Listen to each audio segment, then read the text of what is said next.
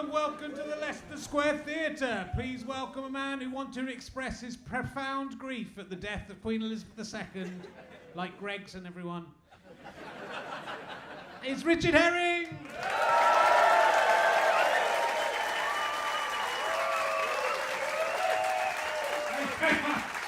Thank you. A lot of royalists in. Thank you very much, my finest friends. Welcome to another edition of Richard Herring's Leicester Square Theatre podcast. But I was talking to 100,000 Paddingtons today, piled up on 100,000 rotting marmalade sandwiches. And they all call it RHLSTP, so that's gonna, don't know. Not much has happened this week, so there's not much to talk about. I think the whole nation is obviously in mourning for the death of Mrs. McCluskey from off of Grange Hill, so that's... Sorry if I've just broken that to you. I genuinely am very upset about that. But I'm not allowed to take a week off for that, am I? Oh no. No, there's some, you know, this is for the people listening at home, because this is going out in a few weeks. This was recorded on the day of the Queen's procession through her coffin going through Edinburgh. It's kind of, I just think it's lucky that didn't happen like 2 weeks ago when the Fringe was still going on, because by the end of that would just be plastered in flyers. The bins wouldn't have been emptied. You know, might have had some advantages. So it's explain the smell. This is going out live. I've got to be careful. This is being live streamed. And the good news, there's good news. We've got a new king. God save the king. Hopefully it works this time, God, if you're listening. You had one job. The good news, Prince Andrew is now 8th in line to the throne. So it's only seven people need to die or to abdicate. I don't really want to wish those children. I just hope they'll decide to abdicate.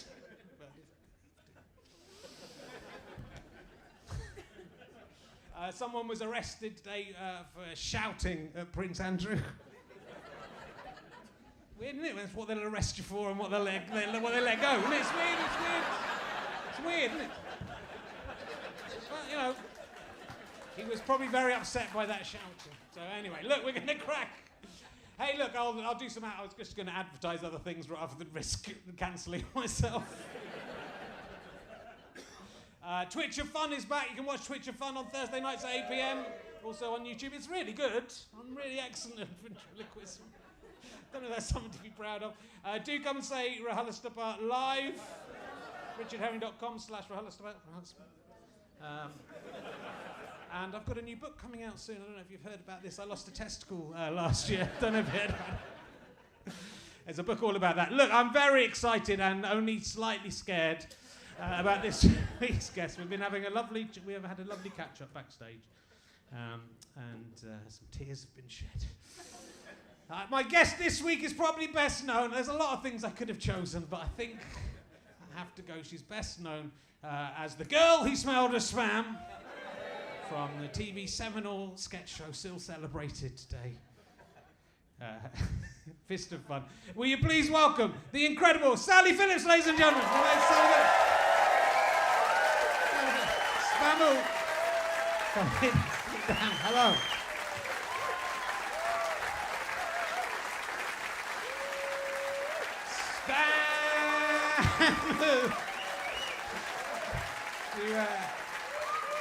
Do you still get people shouting? No, I do still sometimes get that. I get a mixture of, that and aha. Oh yeah. Yeah. And come the fuck on, Bridget. There's a few of them now. But yeah, there's spam-oo was the first thing I had shouted at me in the street, apart from your shit. We tried to revive the girl who smelled a spam do you remember that, for a sketch we did at the O2, the Apollo? I completely forgot that, but that was a terrible disaster. It was. It was absolutely awful. And I just had a baby. Right. And I remember, I remember there were all the male comics in the dressing room. and I had a baby. Right. And I was feeling really not ready to be there. The baby was too young.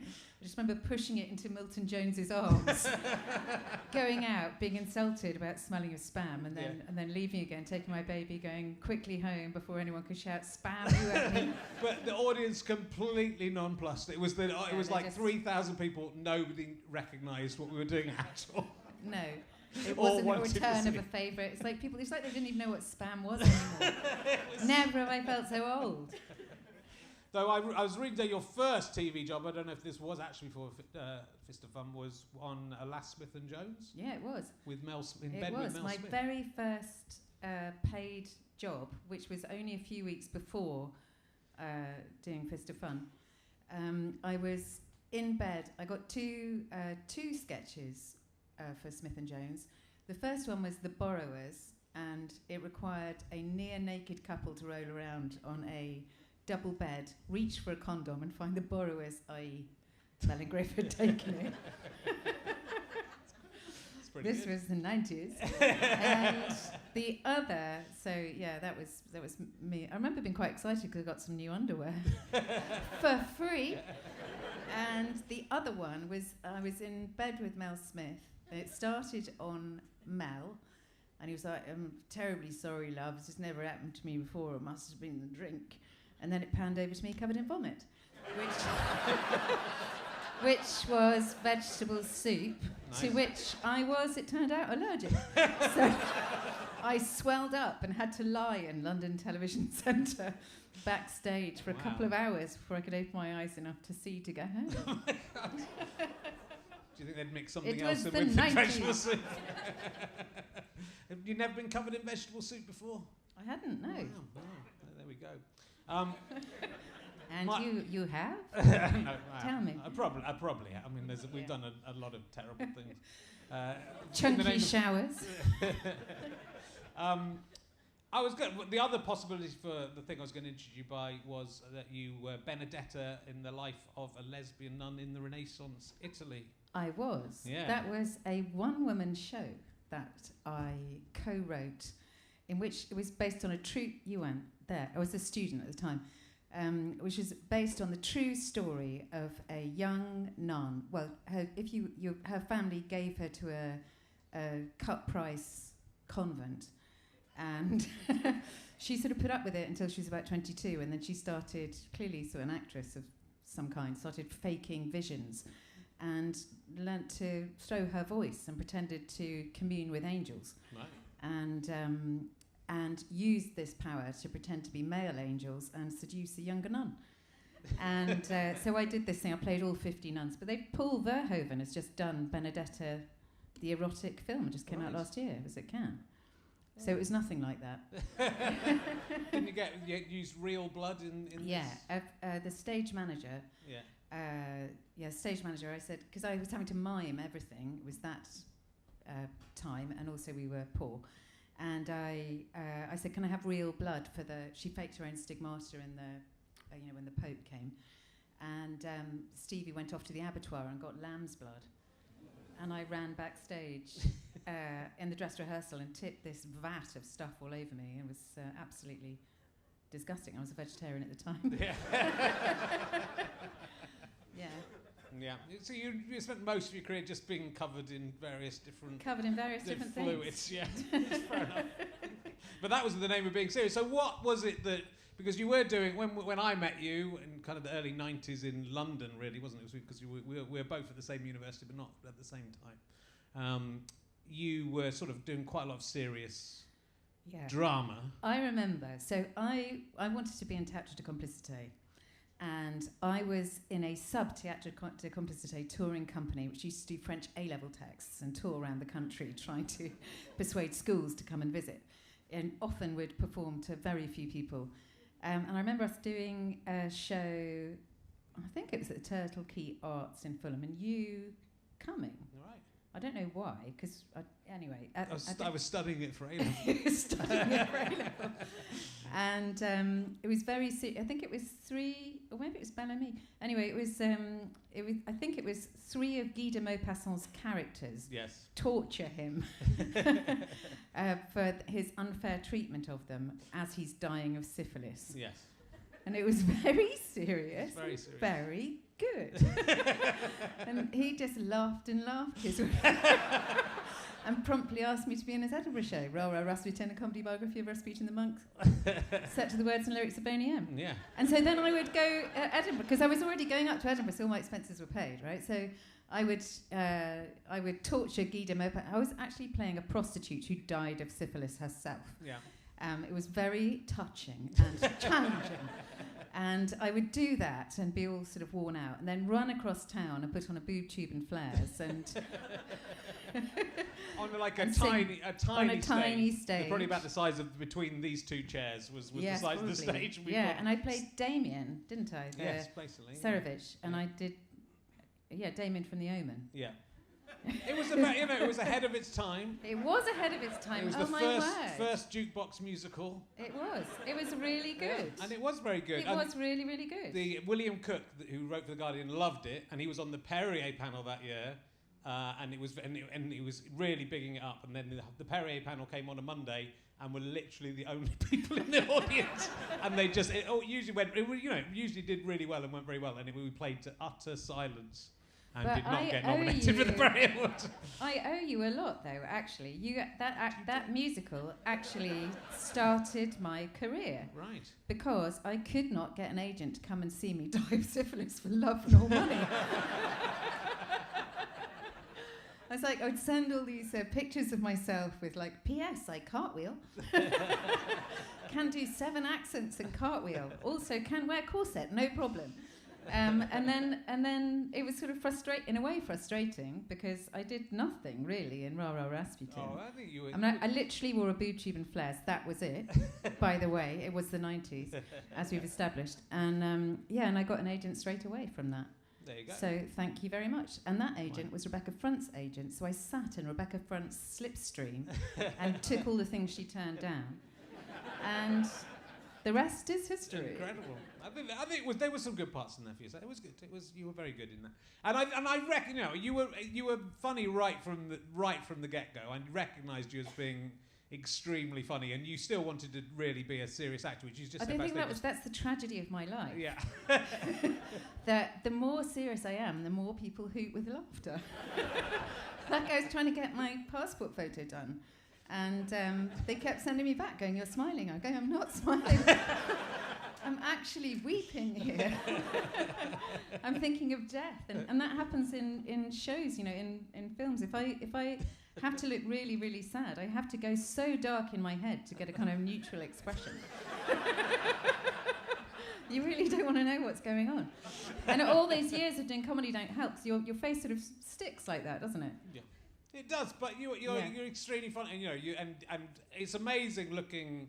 And I knew you'd done lots, and obviously I've followed your career, but you've been in so many things. In fact, today I was just watching one of your latest things, which is an Australian film called How to Please a Woman, in which you're fantastic. I think it's really it's a real.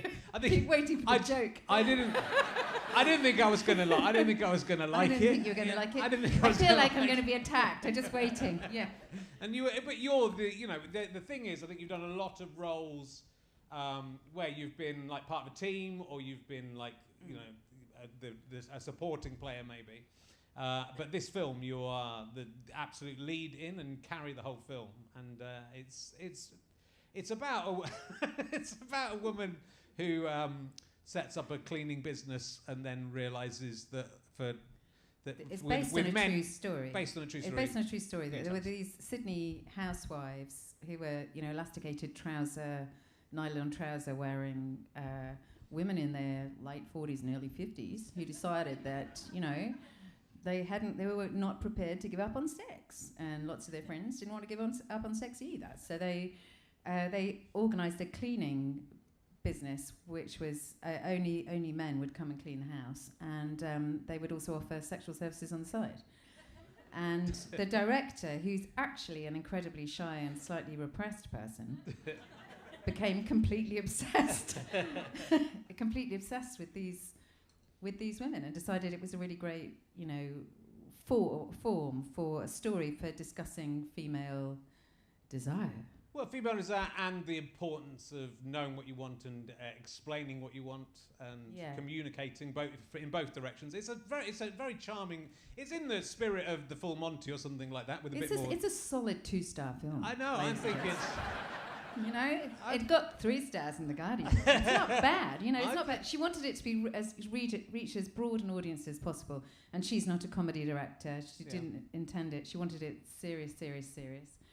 And you know, I think she did keep some of the gravity. Well, you know, yeah, I think so. I think it's an interesting subject. I think it's solid 4-star myself. Thank you. You know, especially for what it is. But I think one of the reviews said, which is completely right, that you realise how good you are because you're quite uptight, or the character's quite uptight all the way through, and towards the end becomes a little happier. I hope that's not a spoiler for this kind of film. She goes through some struggles, and then it works out all right for her in the end. I'm so surprised to be talking about like proper work. I thought I was going to have an hour talking about my Vashkiri voiceover. It may come to, but I just because I've literally just watched it today. I thought we'd talk about it first, but then when it's so lovely when the character is happy at the end and the difference is so marked. I think it will. Well, listen, I really loved it, and we got to go to Perth, which was in the lockdown, which was great. To go to the most isolated city on earth was completely fantastic. And I love Australians. I really, really love Australians, and especially Australian actors, because they're so open and you go, wow, that was really good. And in England, if you say to someone, oh, that was really good, they'll go, oh, you know, same performance, different wig or whatever. They always put it down. And in Australia, they go, thanks very much, I worked really hard on that. And it just feels it's just so much more relaxing when everyone's just honest about what's going on and care deeply about what they're doing. And also, it's not a bad place. It's beautiful. Very nice. Have you been to Australia much before? I was... you were born there, right? I wasn't born there, but I did go to school there. Yeah, because you had a life as a child where you were all over the world. Your dad was working in the Foreign Office, was he? British Airways. British Airways. I didn't know that. Yeah, you did know that. I did know that. He did know that because he did actually live with my family for a while.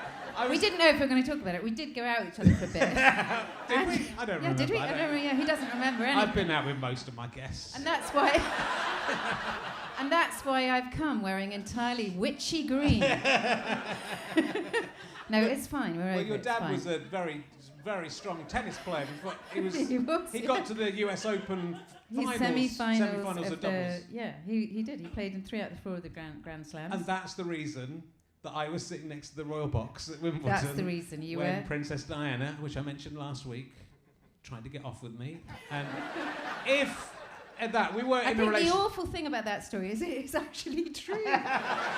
There was genuine, because I was going out with him at the time, remember? And I was standing there, and he suddenly goes purple, and so does Princess Diana goes purple. And, like, it's one thing to be chatting up other people when you're with your girlfriend, but to be winking at a princess. I just pulled a funny. It's not on, is it? Hence the green. But last week I said that if she'd invited me back to the palace, you would have had to let me go, right?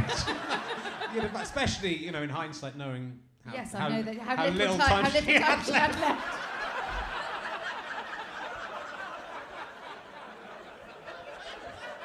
You wanted to experience that, just one moment of happiness in a terrible life. Terribly miserable life. You could have had a 3-way with Dodie. He too had he didn't have long to go, so whatever. You're a generous man. So let's talk. Well, seeing we brought it up, let's briefly talk about. Okay, let's just clear the air. I'm truly sorry. It was. Well, you mentioned this on Mel Gedroit's show, which is... Gedroit, yeah. Unforgivable. The unforgivable thing I did. In which we... which came after the unforgivable thing that you did. We were in a relationship and we broke up, and I think the mistake we made was we sort of liked being broken up more than being together. And liked each other better. You did. You did. Right. I thought I wanted to get married. Yeah.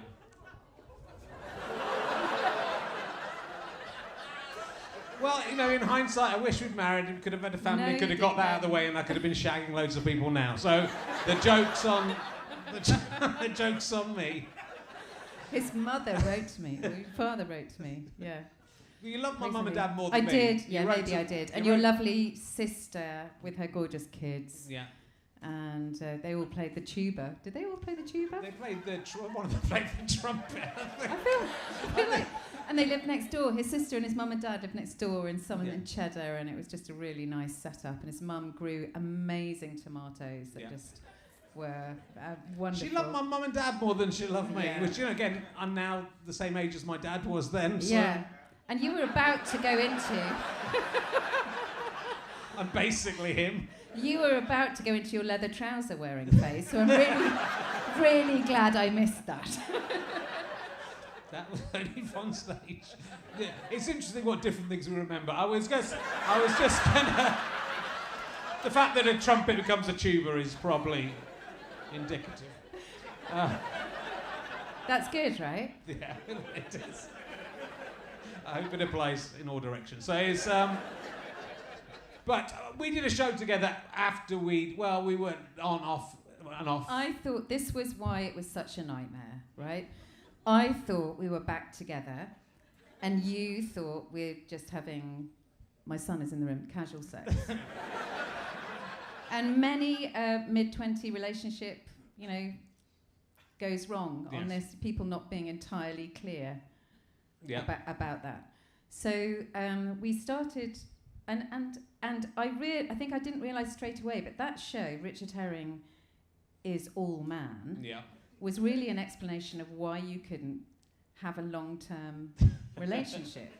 But I didn't really realise that because it was sort of coming in bits. You know, the sketches, I didn't really understand that it was partly about why you could not be with me. And I had to be the wisdom character, didn't I? And didn't I have to... Well, I don't remember. Tell you couldn't be with Mrs. Stimpy. There's Mrs. Impy. Have to go, no, you spread your wild oats. So it was a bit, it turned it, but once I thought that was realised- you saying that, Sally. I didn't understand it was the character.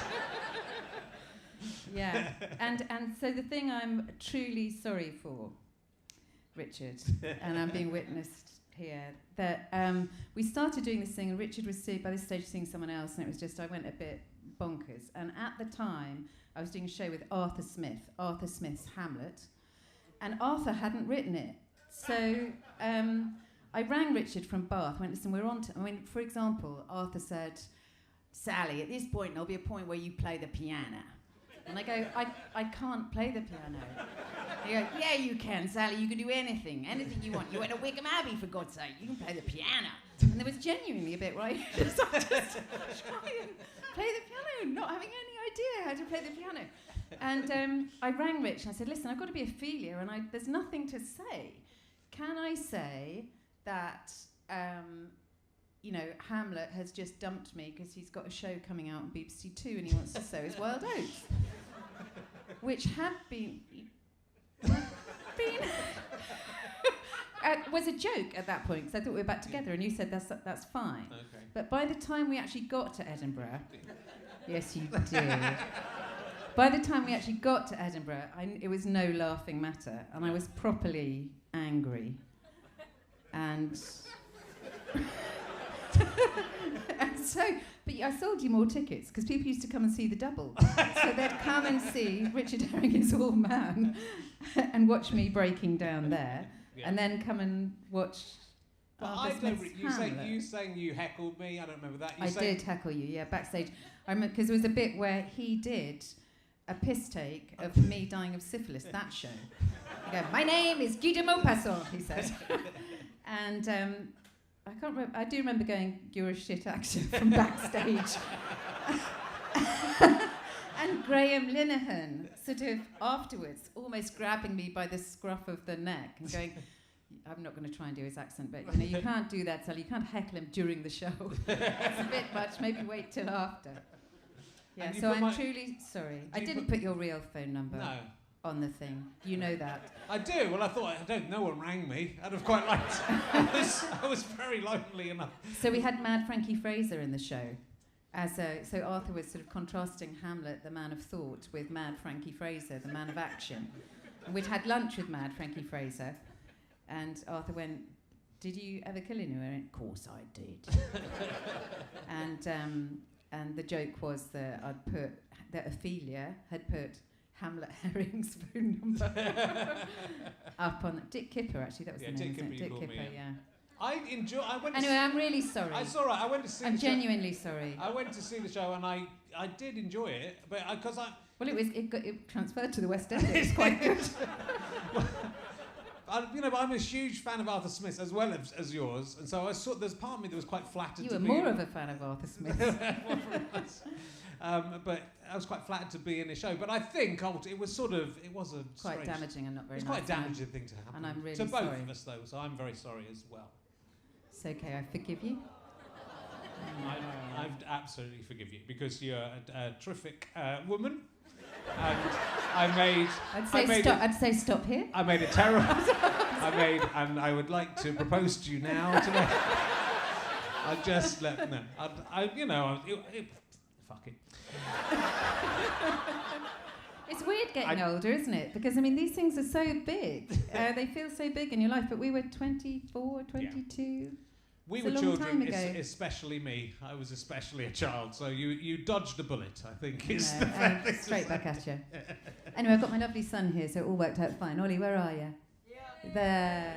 That's Ollie's just turned 18. Yeah. It's all right for you to say my kids are dicks.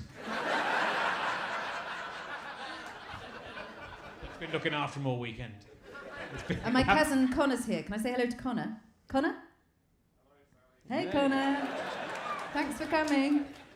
You could have been related to Connor. This isn't Swap Shop. You can't say hello to people. This isn't on it. There's people listening at home you can say hello to, and everyone you know at home. Hello, Keith Herring. It's still going. They still talk. When I did Relativity, I put a bit about the tomatoes in. I know. I saw it. I saw it. There you go. We're through the difficult bit. There was something I wanted to talk about the previous Edinburgh. I can't remember what it was now. It's got lost about. We did Rich showing his fat the year before. What was I going to say? Can't remember.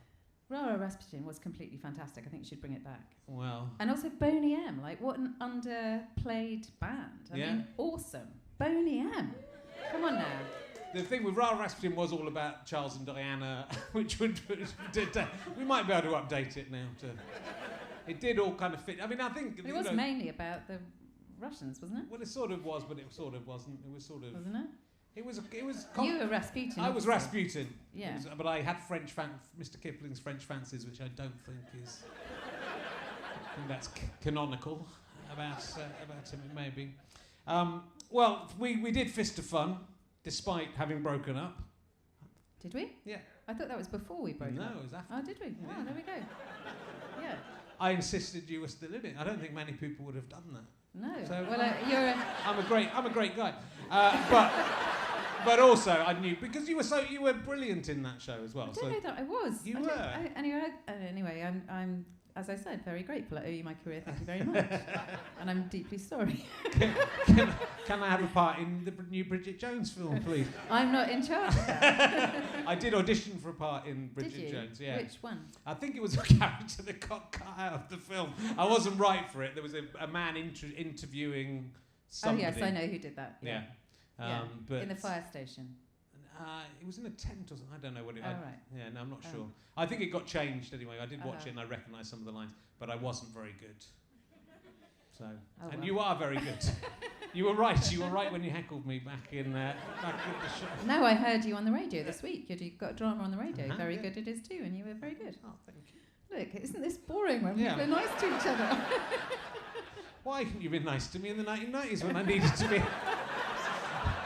When everyone else was being horrible to me. And I had to go through Steve Coogan and Patrick Marber telling me I couldn't act. Why weren't you there?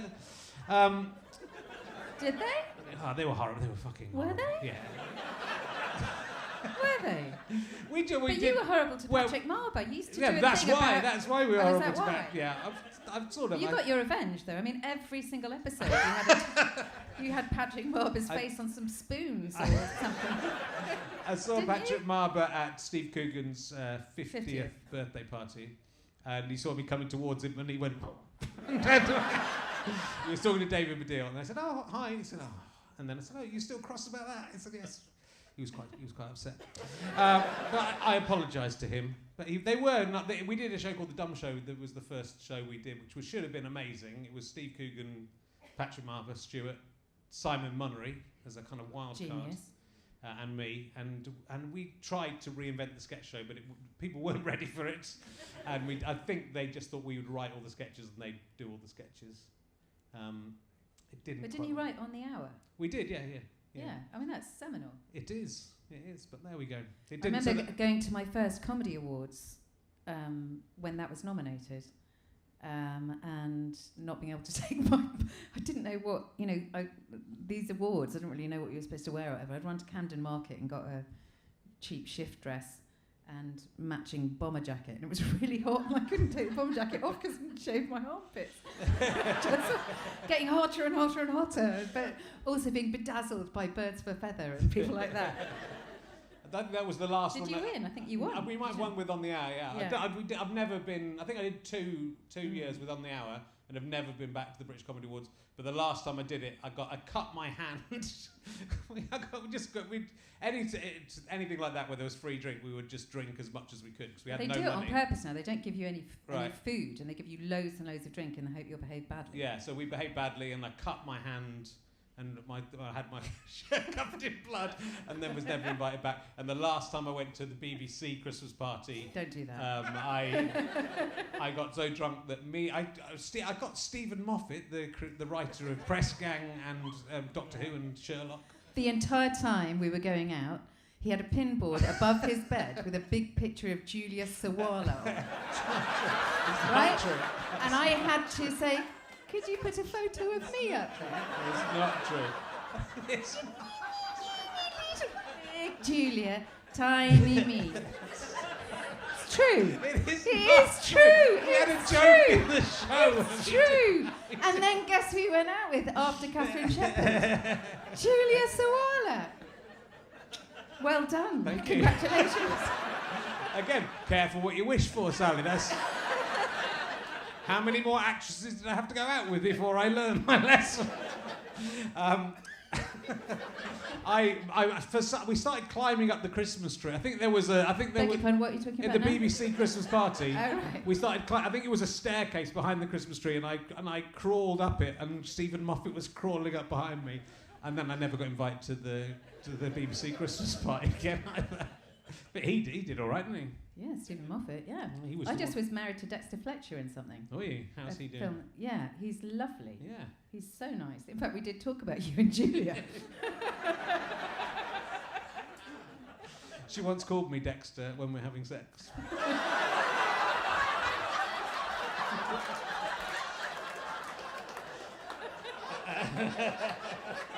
So tell him that next time you see him.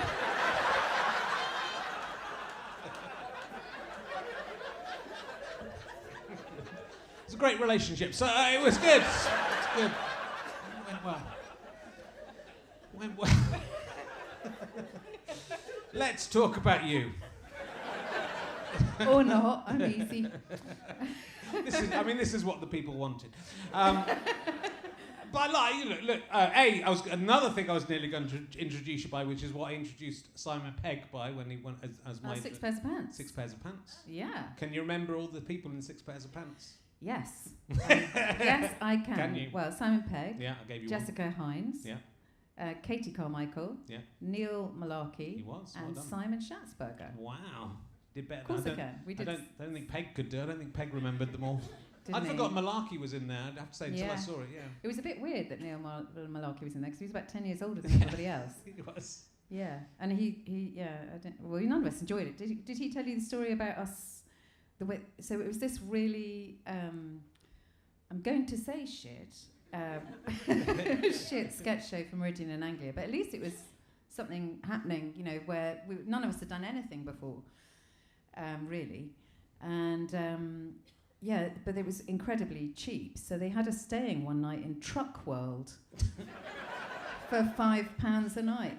It was like a motel with famous truck bumpers up on the wall.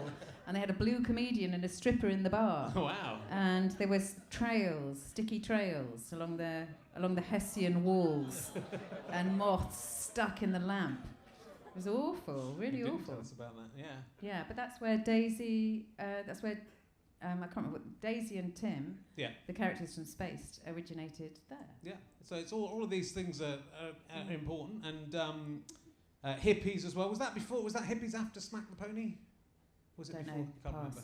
Hippies is not as bad as they said at the time. I think Hippies suffered. I think it's really good. It's only one series, and it's written by Lynn Hannah Matthews. It was their first thing after Father Ted, and it really suffered from coming out a couple of months after Spaced. So it was shot in it was deliberately shot in a prosarch, you know, BBC aquarium style sitcom to look like it was looked like a 60s thing. And Simon is the lead with Julian Rhind-Tutt playing sort of 60s hippies. Darren Boyd's in it, he's brilliant. I'm in it, I think I'm a bit average, to be honest, but they're fantastic, and it's really, really funny and stupid. But Space came out before and just turned everything on its head, because you had Edgar Wright doing cinematic shots for the first time. So up till that point, really, you'd do your funny stuff and the camera would catch you doing it. Whereas this was, you were having to do your comedy stuff, the camera took precedence and made everything else look really old. Yeah. And so, sorry, I'm being sort of quite boring. No, but it's good. but yeah, but it's not as bad as they say. And of course, well, Smack the Pony and I'm Alan Partridge. I mean, it was like, that was a pretty fantastic period of time where you were getting to do that. Yeah, well, it's weird, isn't it? Because we were, like, you and I and our gang, you know, we were getting thumped a bit by the world, but at the same time, we was just so arrogant. I didn't realise that it wasn't going to carry on getting better. So, I mean, I'd seen you and Stu in your sketch meetings shouting at Sarah Smith, going, no, we're not doing that, that's shit. We're not going to do it like that, it's going to be like this. No, it's like this, so we're going to resign, kind of thing. And so I was a bit like that in Smack the Pony. Right. So I was like, no, I'm not doing that, that's not funny, I'm not going to do it. And I remember some of my favourite sketches of Darren Boyd and I literally refusing to do what's on the page. And Victoria Pyle just giving up with us, like sort of, 3-year-olds going, okay, well, what do you want to do then? You've got 10 minutes, got to think of something else. And the sketches, like, there's one where he and I are in a bar, and I say, what music do you like? And he says, oh, I like that one, and then he just sings an entire song. And that was born out of us going, I absolutely refuse to do this terrible sketch that is there. And another one with getting a glass stuck to my face, sucking a glass onto my face and not being able to get it off, and running in high heels, things like that. They were, so, I mean, it was just incredible freedom, and freedom I've never had since. Yeah, I mean, yeah, we did. But I think it doesn't exist anymore, that freedom, really, unless you're Armando Iannucci, or there's very few people. Reece and Steve seem to have it as well. Who's coming up? But there's very few people who are allowed to do exactly what they want. And but that was we were like very cocky, and rightly and wrongly. And so, but that's there was that belief, and it was a gang of people, and certainly for those sort of 5 or 6 years, it sort of. But it was formative, wasn't it? So you sharpen each other's humour, so you do get better. Of course. And as you get older, you become more isolated, and then you're much easier to spook. So if someone goes, oh, I'm not sure about that, then I'm very quickly not sure about that too. Yeah. Whereas there's a gang of us, we go, no, this is good, is it? They go, yeah, it's great, it's brilliant, they're an idiot. It's true, that is true. And so, how did the Partridge part come up? And how did do you remember how you got that part, or is it? I remember I auditioned for it. Okay, that's it. I auditioned for it, yeah, and I'd written a radio drama for Radio 4, and I was recording that. Written it for John Fortune and Eleanor Bron. Wow. I don't know, you have to be old to know who they are, but they were amazing. They are amazing. And that was a junior Minister for Transport having to go up a tree because he said he would if they built a motorway through his constituency, which feels sort of, I don't know, like I wonder if I haven't got a copy. I'd be quite interested to listen to it. And I went off and auditioned, and the story goes, I was told later that they had been auditioning a lot of supermodels because Steve had said, I think she should really, she should really throw Alan. He should come in and she should be so beautiful that he just can't cope. And they'd auditioned the supermodels and they hadn't been very funny. Yeah. And so then Armando had decided to audition some people who were funny. And I remember him coming in and thinking, oh, the funniest thing to do now is laugh and leave. But if I laugh and leave, I won't be in it very much. And they're thinking, actually, that's quite convenient because I'm up in Edinburgh and it clashes. So that's what I did, and that's what stayed in. And I was incredibly fortunate to do that. Yeah. And with Smack the Pony, did you try to do that again quite recently? Was there a sort of talk of reforming? Well, we've got this thing where people come up to us the whole time going, when I say recently, the last 10 years, I guess, people come up all the time going, are you doing another one? Will you do another one? Can you do another one? Oh, we really miss it. Will you do another one? And so occasionally we would, because we're mates, we'd get together and go, well, do you think people really want another one? Or should we put something together? So we put together all kinds of different things. So I wrote we sort of improvised, and then I wrote up a thing which was 3 sisters all kind of getting divorced at the same time, and that went a certain way with Channel 4, and then there was a change of personnel. And then we did a sketch show thing for the BBC, and that went a certain way, and then there was a change of personnel. Yeah. And really, to be honest, I can't be bothered anymore. People still come up and say, will you do another one? And I think there is something to do with older women. I mean, older women are not on the telly in the same way. Or, there's certainly things to say about the older female experience. Also, what TV is failing to acknowledge or realise is that only middle-aged people watch TV anymore. Yeah. So there should be more programmes for middle-aged people. Yeah. Because they're not going to it's dead. Once we're dead, it's dead. So that is true. So there's that. But it would be fantastic. And the 3 of you are still at top of your game, still fantastic. Fiona's doing lots of stand-up now as Chief. Doom's amazing. Always working.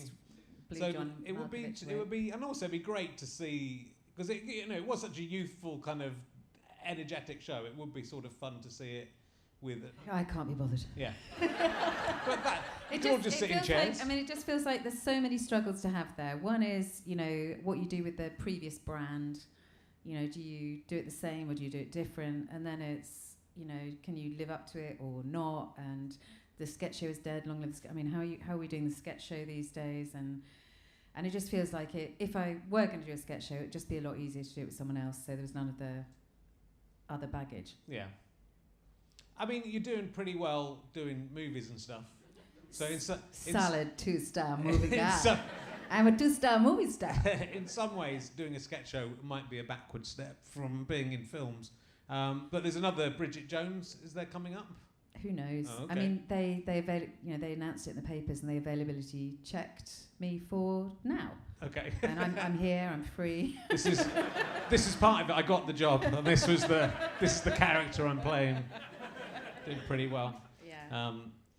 I auditioned for. I didn't. I wanted to, but I didn't. That's a hilarious story. Oh no! I auditioned for Bill Grundy in the Pistols thing. They wanted me to audition for it, and I learnt it all and got it and started doing an impression of him, and then they just cast Kevin Eldon. Kevin Eldon? Yeah, Kevin Eldon did it. The actor Kevin Eldon. He was good. Kevin Eldon's in a lot. He is in a lot. He's doing very well. He is. I haven't seen Kevin for ages. How is he?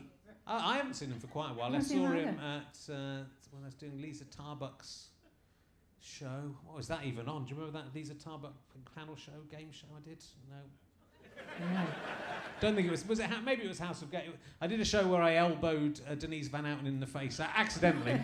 I think it was the same show, but I got quite drunk, which is why I ended up elbowing Denise Van Outen in the face. Have you ever hurt a celebrity? Apart from Accidentally. you. Higher. No, but Hugh Grant doesn't talk to me. Oh, really? Because I got very drunk in Thailand. Right. And was very indiscreet, and then he became afraid of my giant mouth. I lost my flip-flops in the sea, and I was sick in the guitar bar's sand toilet. And now he doesn't talk to me except on set. Right, okay. Which is completely fair enough. We could get you to make up with Hugh Grant. He was that one. I did a gig for, which I've mentioned many times, for Theo Fennell, the jeweller store. Theo Fennell, Emerald Fennell's dad. Yeah. Fennell is his name. Is it? No, I don't want to call him Fennell. I'm not fucking calling him Fennell.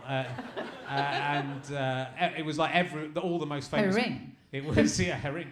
It was like Elton John and all the most famous people in the world. You did a gig? I did a gig. I had to do 5 minutes of talking cock. That's terrifying. Yeah. Well, I sort of found it quite funny, but Hugh Grant was the only person who laughed. so I like Hugh Grant. But he started in comedy. Yeah. He had a triple act, and he called the Jockeys of Norfolk. He doesn't talk about that much. Is this why he doesn't talk to you anymore? Do you remember that time he got sucked off by that prostitute? That's probably why he's not talking. Do you remember that? Do you remember? Who remembers that? Is that what you went in with? Do you remember that? What was that all about? Why were you getting sucked off by that? You can get sucked off by anyone. You're Hugh Grant. Don't have to pay a prostitute. Is that why? I didn't go off with that. No. You didn't go in that way. Well, you've done a lot of amazing shows. And? But the best one is Justin's House. Yes. Tell us about Justin's House. Well, Ollie, Ollie, do you remember Mr. Tumble? Yes. Yes.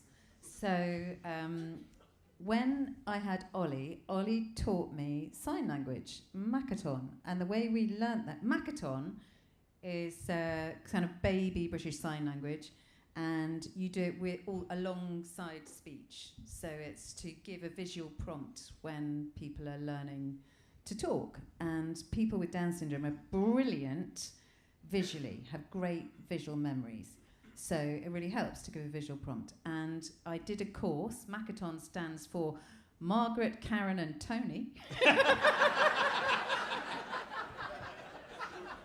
Astonishing, right? Wow. And they used to charge you to do it, but I think they've had to back off on that because you can't charge people to use a language. No.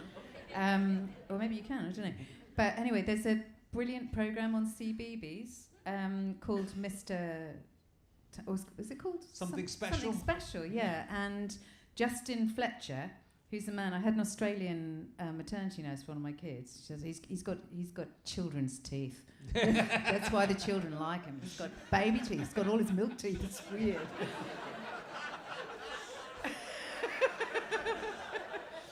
I said, Mr. Tumble. That's how you do Mr. Tumble. And so I'm going to tell you the absolute truth. Should I tell you the absolute truth? Because there's a party line and there's the absolute truth. So the absolute truth is I get a call from my agent going, CBeebies are doing a learning day. I wonder if they can interview you. And I was like, oh, well, I'm at home quite a lot at that point. And I was like, yeah, okay. I mean, it's not going to take very long. I just turn up at White City, do that, and then leave. And I had absolutely boggled to say about anything. And I got trapped. I don't know if you ever get this, but I started saying how great Something Special was. And before I knew what had happened, I was, eulogized, going, this is, it's the most amazing program for inclusion. It's just profoundly touching. It's meant such a lot to my family, which it did mean a bit to our family, but maybe not as much as I made out. At the end of which, the producer came, Alan Johnson, a very nice, smart guy, came up and said, since you like it so much, would you and your family like to be on it? Yeah, okay, why not? Why the hell not? Yeah, so we go down to Brighton and we have a family day on Something Special. And I'm quite pregnant at that point. It's really hot. And the kids, do you remember it all? Yep. Do you remember it? Yep. And the kids did a lot of standing near the helter-skelter but not going down it, being near the sea but not going in it. We went to the aquarium and you, Ollie, all you wanted to do was get in the water with the turtles and I was trying to keep you on the boat and you're trying to dive in and I'm trying to smile for the cameras with Ollie trying to go in the water and a bit of a wrestling match going on. And then, anyway, that was such a huge success that he invited me onto Justin's house where I got to play Wander Round. And I've never seen it, but apparently it has been screened 40,000 times. It's good. It's quite touching, that. Yeah. I mean, it's quite touching because you're doing a sitcom, a live audience sitcom like we've done, but everyone's under 5. Yeah. And it's so sweet. They go crazy. I can sing a lot of the songs to you if you like. I can Can remember you? them. Yeah. Justin's house. That's about it. I Robert the Row. Because when I watched CBeebies a lot when especially when my daughter, not so much when my son, but when my daughter was young, I watched CBeebies all the time and fell in love with Rebecca from CBeebies. It was very complicated, but I would tweet about it all the time. I knew all the songs to everything. And Robert the Robot, that guy, tweeted me to say, "Hey, I'm Robert the Robot in real life." It's good, and I was really pleased. And the bloke who plays in the, so it's a bit while since I watched it. What's the ones that I could used to sing the whole song to with Ubercorn in it? That one, the Go-Jetters. The bad guy from Go-Jetters listens to this podcast. Robert the Robot is also the voice of Fireman Sam. Is he? He is. Well, they're very talented guys. They very are. And we met Justin, but my daughter doesn't remember meeting him. Oh. We had to wait half an hour to meet him in a corridor. Yeah. I remember saying to, so, I mean, the absolute truth. Justin, I think it must be terrible. Yeah. Because special needs parents, we are quite entitled. So I think they're always coming up to him going, could you just open this primary school? It's only going to take 3 hours of your time. Could you just come and see this dying child? It's only going to take 48 hours of your time. Yeah. And it's just really, really difficult. I mean, I sense he's become afraid of the public. Well, I just he's retired to Henley. Yeah. Well, I can't imagine. I mean, he's very successful, so that's one thing. But I was just sort of thinking from his point of view, if he ever, I don't know if he's got kids, but if he ever had kids, he can't ever take them anywhere because all the other kids will just be going nuts. Because even if he'd just been Mr. Tumble and then not been Justin, they wouldn't know. Kids can't tell the difference between the two. They think they're two different people. I mean, but if he can't walk down the street. What's interesting is that I really, as you may remember, or maybe you've wiped it from your memory, I really love clowns. I mean, I really actually love clowns. Is that why I had to dress up like a clown? Just going to leave that there. I remember you like proper clowns. Proper clowns. Proper clowns. Like I went to clown school. Went to 3 different clown schools. So I tried to engage Justin on clowns, and he had, I would say, a near total ignorance. But then I saw him being interviewed a few years later, and he was, up to speed on who was who by then. But I think he was made a clown by CBeebies. So they forced him to be a clown. They forced him to be a clown. Yeah. And now he's pestered by special needs parents and has to live with his 9 Cadillacs in Henley and never go out. But you've done some great stuff for disability rights, and especially obviously around Down syndrome. So have you. I have, but... And that's how we began to make peace, ladies and gentlemen. because you very bravely stood up. So Ricky Gervais made a comment about, I'm going to repopularise the word. Don't start this again. Well, am I not allowed? Do you want to talk about it? I'm going to repopularise the word Mong. And that's not okay by our community. It's hurtful, and, Mong and retard, just not. All right, they're very, very hurtful, and people aren't as sensitive to those words as they are to some other words, different groups.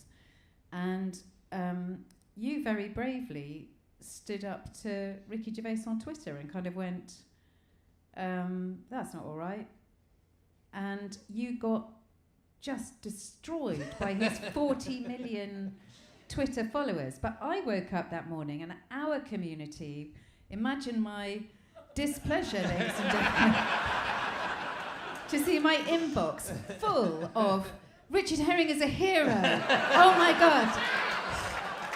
If I ever meet this man, I'm going to kiss his hand, I'm going to buy him a drink. What a brave man. I'm following him, I'm buying tickets for his next show. So, Well, I mean, I just said think about words before you use them, and then and think, and because it was. I don't want to get Ricky Gervais fan. It was really horrible. Stuart's just been in trouble with. Well, I mean, Stuart's just been very rude about Ricky Gervais. Whether he's right or wrong is up for debate, but he's right. No, I'd love to get you on the podcast, Ricky, still. So do come on. But I just wrote a blog because I've been doing a lot of work with Scope, but just because I sort of fell into that accidentally. Really, there was no personal connection to it. But and that's partly why they loved you so much. But now I've only got one bollock, so Does that count? No. Okay. It counts. Thank you, Ollie. I've always to be fair. I've been giving him biscuits and sweets and crisps backstage, so he's going to agree with anything I say. But it was I think in the end Ricky kind of backed off, though he didn't back off straight away. But he did send his people after me, but it was just a torrent for 3 days. My Twitter feed was going that fast, but if you stopped it, it was just people saying "you spastic, you mong." You got to go. Yeah, maybe this is still used as an insulting phrase if all the fans are just doing that. So you've really proved Ricky's point there that now that word has been. But anyway, so it was an unpleasant time. But you've done it. That's happened to me a bit now. Yeah. Mainly since the documentary, normally about these issues. Yeah. And Piers Morgan's got to set his foxes on me. And that's really funny for a day, and then really awful. Yeah. And who else? Yeah, Liam Gallagher. He had a go. I pulled him up on the R word. Okay. It doesn't after the first time it's happened, it doesn't really bother you anymore. No, it doesn't. But obviously it's an important subject to talk about, and you've done a documentary about. We did a documentary together, didn't we? All? Yeah. It was quite good. Ollie got to meet lots of people with Down syndrome, which was great, because I think before we did the documentary, I never intended to put Ollie in it. But before we did the documentary, Ollie felt quite negatively about his Down syndrome. He would say, "I don't like my Down syndrome, I'm finished with it." And then afterwards, we met all these amazing people, like Sarah Gordy and Tommy Jessup, and you could see that it was cool. Is that right? Yeah. Mum's right. And I could as well. I could as well. Yeah. Well, but it's important. It's important. It's great that you're in the public eye and able to, make these points and talk about it. I'm over it now. Good. Yeah. That's it. Job. I mean, he's 18 now. He's out on his own. Yeah, exactly. So it's fine. Good luck, Ollie. I think he's going to be all right. I mean, I've met him backstage, and he's. I think he's full of shandy and ready to party.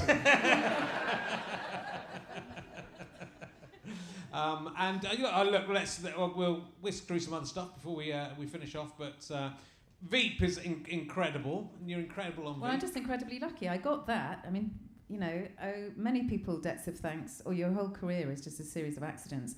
But I got that because Rebecca Front is terrified of flying. So Armando had got that job for Rebecca, and she decided she didn't want to go to and from Baltimore. Whereas I was basically born on a plane. I love flying. I'll go anywhere if anyone pays the plane flight. And she was a complete heroine of mine. Julia Louis-Dreyfus is just one of the most brilliant comedy actors of all time, of either gender.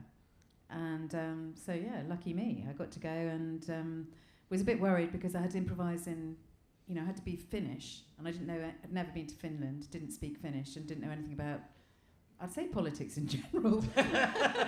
Not just Finnish politics and not just US politics, but all politics. And I was really worried. I read loads of books and I watched all of Borgen and I stalked the previous 5 Finnish prime ministers on Twitter. And I started to learn Finnish on the arm, and I was really scared. Wow. And and then it was fine. And we had really great chemistry and really made each other laugh, and so it's really amazing life experience. What do the people of Finland think of your performance? Well, at the beginning they were like, oh, you know, her accent's really dreadful. But it wasn't really dreadful. I don't think it was really dreadful. I think it was all right. All the Swedes thought it was brilliant. So I think if you're Finnish, it was not good enough. But if you were from anywhere else, it was fine. I mean, you're good at languages, but Finnish is like no other language in the world, is it? It is, like, and also 60% of the Finns, I think it's 60%, speak Swedish. Okay. And so I was like, well, you know, surely you can be slightly Swedish if they speak Swedish. But I've recently discovered they speak Swedish with a kind of Finnish accent. Okay. So it's all about rolling your R's. Okay. You know. There seems to be a lot of K's in Finnish, as what I'm reading. It might just have been my show Talking Cock went to Finland. It was one of my favourite ones because they did it as far as I could tell fairly true to the original. Sorry, they translated your play Talking Cock into Finnish. Into Finnish. You're kidding me. Danish, Swedish, French. The French one's done really well. Might be coming back if there's any French listeners. There was talk of it coming back. They put out a DVD without telling me, and I had to sue them. But they're. So how do you say "talking cock" in Finnish? It's like something like. That's why maybe there's just in Talking Cock. I think it might be called. There's a lot that's like prick spec. One called prick spec, which I think was in Sweden. They changed the titles, but some of them just completely changed. I think it's the Danish one. I went with my director, Jeremy Herron, who's an incredibly successful director now and works in proper theatre, but did some of my early plays and directed Talking Cock. And they completely changed the whole thing and put songs in it. And there was a song which was, and it was like to the tune, so there was an Eminem one, and then there was one to the tune of Send in the Clowns, and it was really serious, right? He was singing something in Danish really seriously, and we were on the front row, because I don't know why they would. So I don't know why they put us, because absolutely nothing in the show was the same as what I'd done, and we just really started uncontrollably laughing at this song, and everyone was like looking at us like this. And then after the show, we said, "What was that? Sending the Clowns song?" It was like I'd never, you know, like at school when you are not meant to laugh and you're laughing so much, and it was like all the way through. Probably about 5 minutes, it took just like not being allowed to show that we are laughing. And then he said, "Oh yeah, that's quite a serious song about date rape." But to be fair, that was so out of keeping with what my show was about, which was a celebration of nice people and nice men and women together. And so it was kind of... It was fun though. I got to go all around Europe and see all these productions. Amazing. It was good. And Finland was very nice. Hello, Paula, if you're listening. I had a nice time in Finland. So... This play, I'm really sorry I didn't see it. Was there a Talking Cock? There wasn't a Talking Cock in it. No, I didn't. It was more of a stand-up show that I suppose to play. But it was just it was all about the penis, and I've just written a book all about balls. So I've completed the set, though ironically, I don't have a complete set. What a legacy.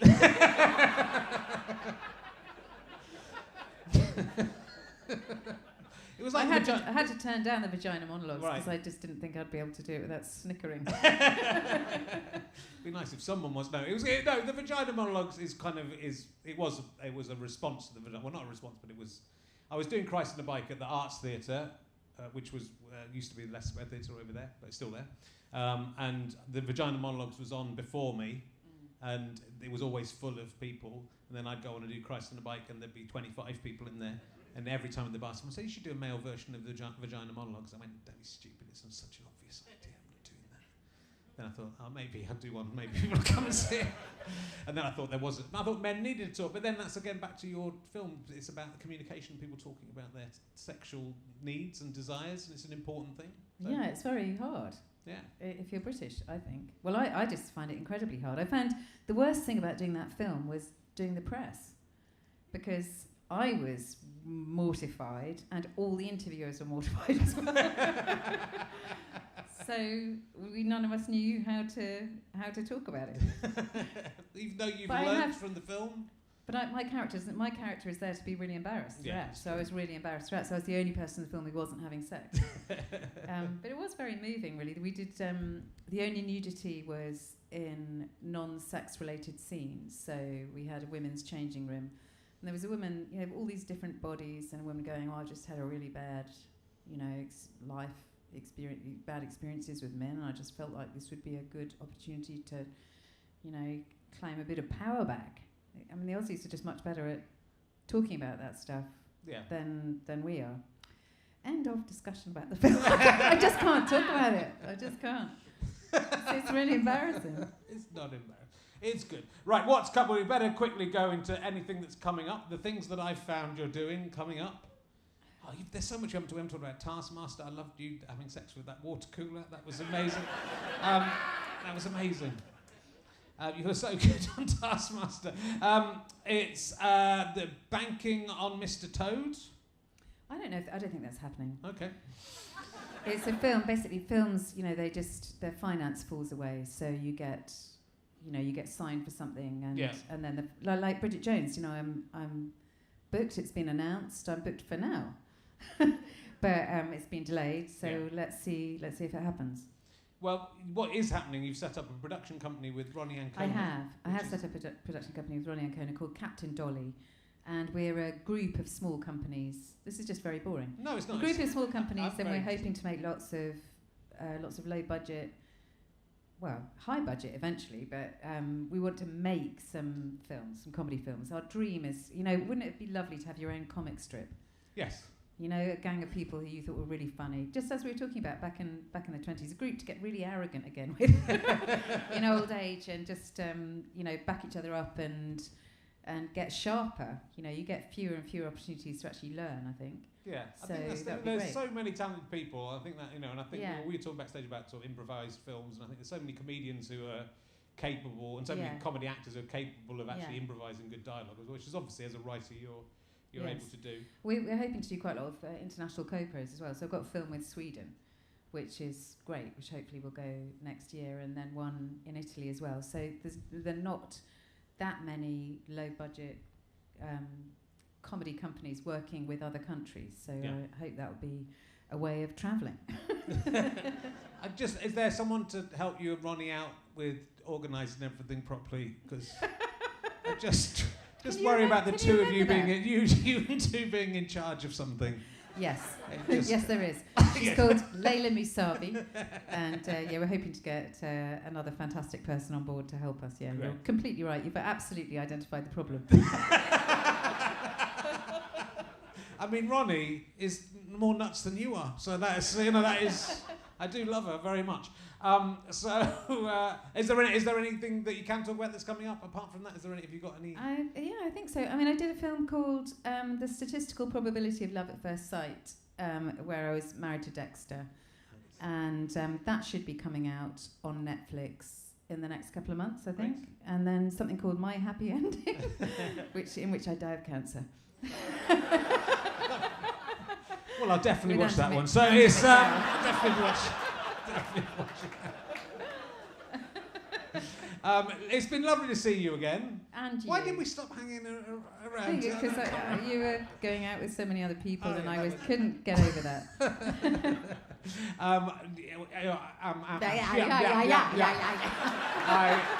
I love you, and thank you very much for coming on the show. Sally Phillips, ladies and gentlemen. Richard Herring, ladies and gentlemen. Thank you.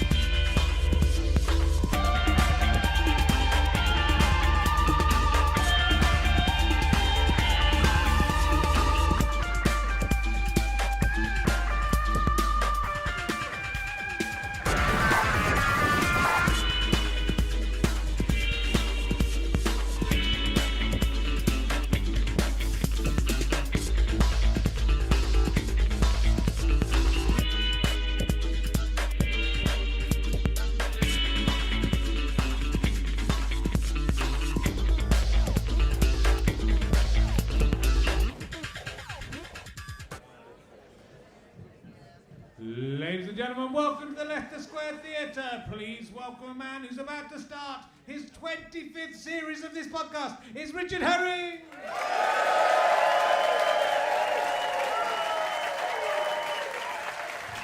Hello! Wow! Yeah, it's the first episode of Series 25, which is going to be slightly confusing for the audience here today. I tell you, you're much better than the audience will have in 3 weeks' time. That's all I can say to you. Welcome to Richard Herring's Leicester Square Theatre podcast. But I was talking to Nicholas Witchell the other day, the royal correspondent, very good at his job. He told me that he imagined that in the privacy of their own homes, the royal family call it RHLSTP. So that's going to... I was hoping that Nicholas Witchell would be buried in the coffin with the Queen, like in ancient Egyptian style. And if he loves the royal family as much as he claims to, I really absolutely hate Nicholas Witchell. I don't know. That's never met a man. This is actually, we're recording this on the Monday before it goes out, so it's out in 2 days, so I can be ultra topical. The Queen has just died. I don't know if you saw the Queen just died last week. Queen Elizabeth II, she was a great woman. Everyone's been retweeting that picture of the Queen holding the hand of Paddington and heading to heaven. And most people seem to be taking it as Paddington leading the Queen to the afterlife, which is still strange. Well, I'm wondering if it's the Queen just taking Paddington with her, just going, if I can't have him, none of you fuckers can have him either. He's coming with me.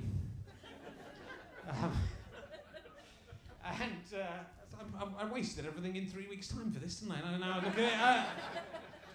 And it's good to see people, Republicans and anti-monarchists, protesting against the coffin of a 96-year-old dead woman. You've got to choose your moment, haven't you? I don't think you should arrest people for protesting, but also, don't go all Westboro fucking Baptist onto it. It's like, choose your moment, mate. It's just literally... It's Prince. They're annoyed with Prince Andrew. Yeah. I think Prince Andrew may be out in the cold. That's what I'm going to say. Prince Andrew's looking after the corgis, right? That's his new. That's genuinely his new job, which is good because he tried to feel up his own daughter's ass the other day. So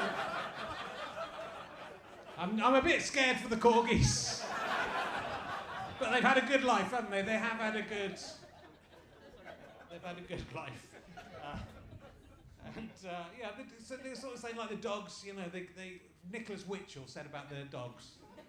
I did mention this on the Dog Standout one, but he said that they didn't know the status of their owner, and they still respected, despite not knowing their status. I reckon those corgis probably looked around at the other dogs and thought something was going on, and they go, "That's fine. Why none of the other dogs living in a big castle?" Eating the flesh of peasants. Pheasants. We will crack on. I'm obviously upset that an old lady has died. But hooray for long live King Charles III. It sounds made up, doesn't it? It doesn't sound. Well done to the prince. Are you upset? Are you upset about the Queen dying, madam? Yes. Yeah. Sorry. I'm sorry to. I'm not having to go at the Queen. I loved the Queen as much as you. Good. Well, at least we've got a balance of opinion there. So we've had a balance. She was an amazing. No, I agree. We haven't got a balance because I have 100% behind you. He's probably best known for the additional Vogan voices in the disappointing Hitchhiker's Guide to the Galaxy movie, or as I call it, Hunk to G. Will you please welcome the incredible Reece Shearsmith, ladies and gentlemen. Here he is. Reece Shearsmith.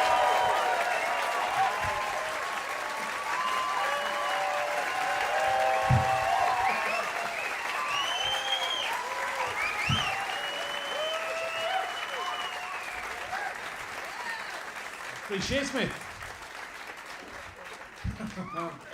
I'm tired out. Last on this. Normally in bed. You're normally in bed by this. Well, so am I. At 10 o'clock, my watch will make a little sound, which means it's bedtime. Yeah. I've got one of them. Tells you to stand up, doesn't it? Yeah, it does. Tyranny. It's tapping you all the time. You're not fucking moving. Anyway. It's 10 years, pretty much to the day, almost. 10 years since you were last here with Steve. Nothing's happened. Got nothing to talk about. Nothing has happened. Nothing. You announced a little show that was going to come out called Inside Number 9. But then it never happened. It never came out. I am sick of it. I am. You all just think, oh, when's the next one coming? Just think about when you watch one. You think, yeah, it's great, blah, blah, blah. Or it's shit, whatever you mostly say. It goes away, and then I am still thinking about it from the time you stop thinking about it and cast your eyes over it and say, oh, shit. It's losing it now. Well, that's quite a good one. Oh, I've done that one before. Not as good as Christine. Sheridan Smith one. I wasn't even fucking in the Sheridan Smith one. It's the best one, apparently. I've read a tweet the other day, it'd be really good if them two weren't in it.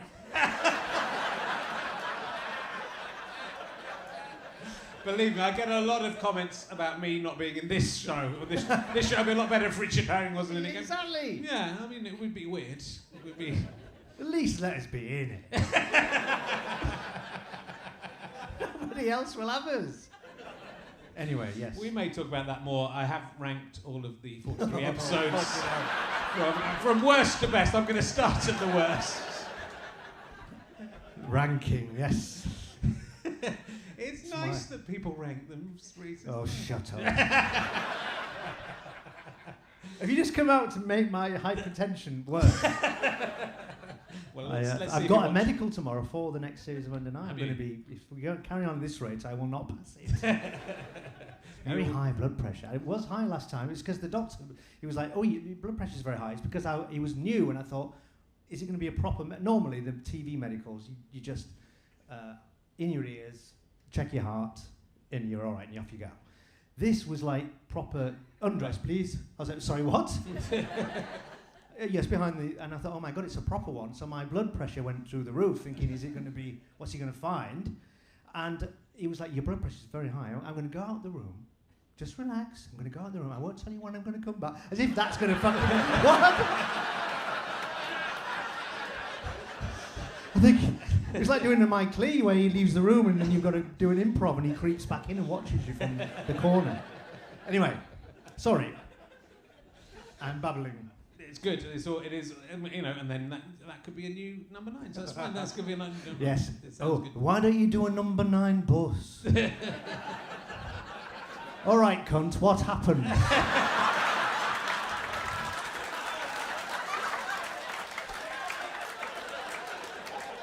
Anybody can put a 9 on a fucking building. That's not the thing of it. Why don't you do one inside just a giant number 9, like a number 9 with a door on it, and then you're just inside. Yeah. And occasionally just look out and go, you all right? We're inside. That's the last one that we ever do. So look, let's get this out of the way, because this is why you're here. Right, okay, let's talk about, I mean, it's really good, a new British film that I have seen called See How They Run, which you play the character of John Wolfe, who is a real person. He was a real person, yeah. I think we're not making much of it's nothing that he did really has any consequence in the film, but there is a little element of it because he was a real life producer. He produced The African Queen and Oliver, ! Oliver. And I think he genuinely tried to get the rights of The Mousetrap, and it never closed ever. And it was the stipulation of once it's been closed for 6 months, then you can make the film version. Right. And it was on for 75 years. It's still on now.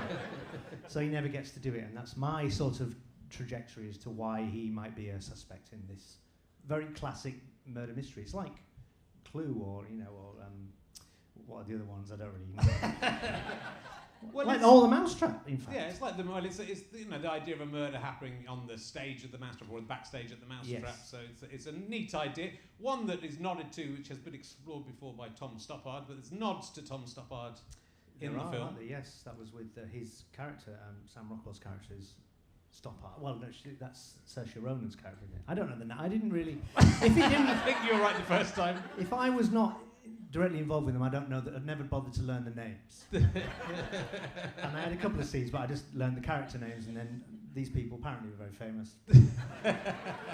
No, they were lovely, actually. I was very nervous. I was like, I'd won a competition. I couldn't believe I was asked to just be in this film. Offered, not audition. Right, that's good. Just asked, want to do that? Yeah, go on then. So I did it, and it was February 2021, so it was lockdown 2. And just asked to go and do this film. It was nice. It was like, wow. Felt like a ray of hope because we hadn't really done. I'd done Ben Wheatley's film the year before in proper COVID, lockdown 1.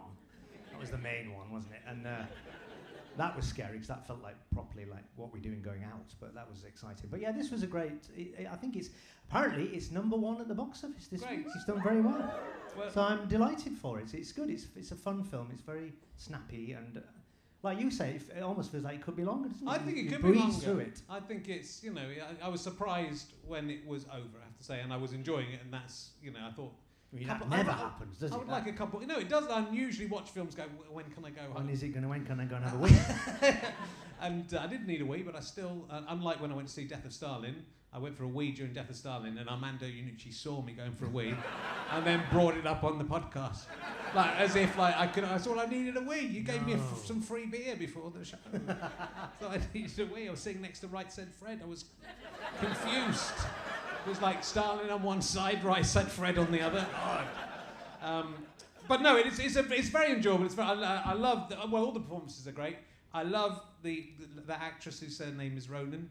Yes, her name is Saoirse.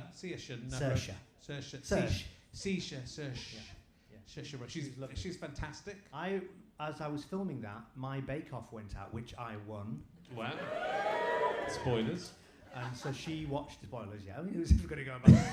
Oh, I know what happens on this one. Oh, fucking hell! Someone's told me that he loses. Apparently, he loses the technical, but he gets the handshake. I did get the handshake. That was quite something. I was shocked. Wow. It was actually exhausting doing that. You've done this type of thing, haven't you? I haven't done that one. I've done Taskmaster. Yes. Did you win it? I did. I won the Champion of Champions. Spoilers. I found it exhausting because that was over 2 days, and it's just you're on all the time. I'm not used to being me, and this is a really painful thing to. This isn't me. I am miserable. But the version of that you've got to constantly spin the plate of it, you're trying to be funny all the time or do something because you just feel compelled to. Because every guest has got 5 cameras on them. Yeah. Imagine that.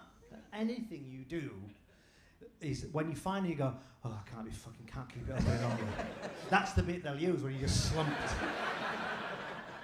They did. I sat down in the end. I was like, you know what, I can't do it anymore. And that was like a bit they used. I was like, this is what you're after. You're trying to grind me down.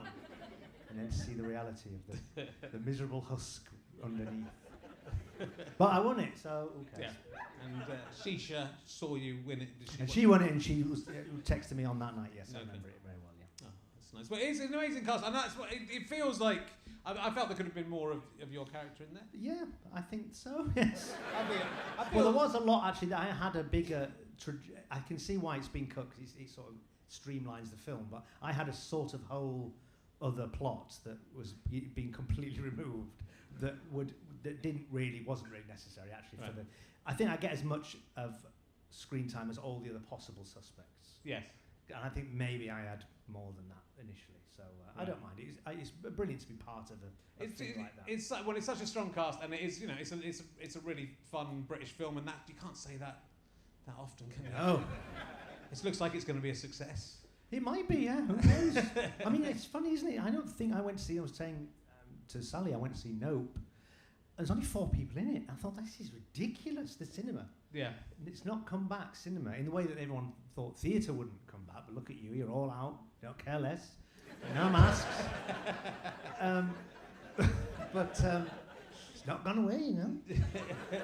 Cinema hasn't come back. No. It's scary to me. But, you know, I don't mingle with people, so it's all right for me. I'm all right. And what was interesting at the screening I went to see, that most of the actors showed up, so that must be a sign that you're quite pleased with it, right? You can make an excuse not to go along. Yeah, of course. Yeah, I mean, it's nice when it's a funny thing. It feels a long time ago now. All the British ones turned up, didn't he? I mean, I don't think Sam Rockwell turned up, but you know, he'll probably do this in America in a week's time. I think I'll probably go to that. Right. He was lovely. I got on very well with him and Adrian Brody. The big hitters where you think they'll be scary and maybe aloof or anything. Absolute opposite. I suppose they've got nothing to prove, have they? Yeah, they are who they are. Yeah, but it's interesting that, you know, you're an award-winning actor, and you... Who knows me? None of these know me. They do. This is just the second half. They had Sally and then... Who is it? So is it Malcolm McDowell in Time After Time? I'm going back to 1886 after this. Got my time machine. Well, you know... I've just chased the Ripper into the modern times. Found a bag of knives in the back. Do you feel... But you know, you've always had this... slight complex about success and about whether you're recognised enough and about whether people look down on sketch show actors. Yes. But you know, you absolutely hold your own in that film, more than hold your own. Well, you're very kind. I do think that. I mean, I think I'm a bit like you, where I attribute any idea to I invented it. I think we're similar in that way. I see anything that has I think there's an I've not watched it, so please no one mention it. You just did, but you didn't. I stopped you in your tracks. Only Murders in the Building, which I'm excited to see. But I read somewhere, they do a whole silence episode. And I thought, we fucking thought of that. We invented silent comedy. Yeah, copied off us. But when you've done 43 pilots, as I like to call them, a lifetime of ideas burnt away and leaving us with nothing else. I saw another tweet the other day. I think they should do something else now. Every week is fucking something else. What do you think is happening? Do something else.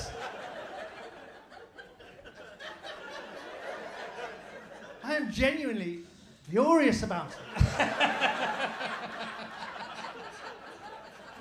If I could get these people. Do you ever respond to these people? Yes! Yeah. I always do. I can't help it. Because then you're not allowed to, because of course you have the power and you're sending your trolls and your minions. Fuck off. I'm the person in the world. I have every right. Anyway. And then I have them, for £3,000, quietly killed.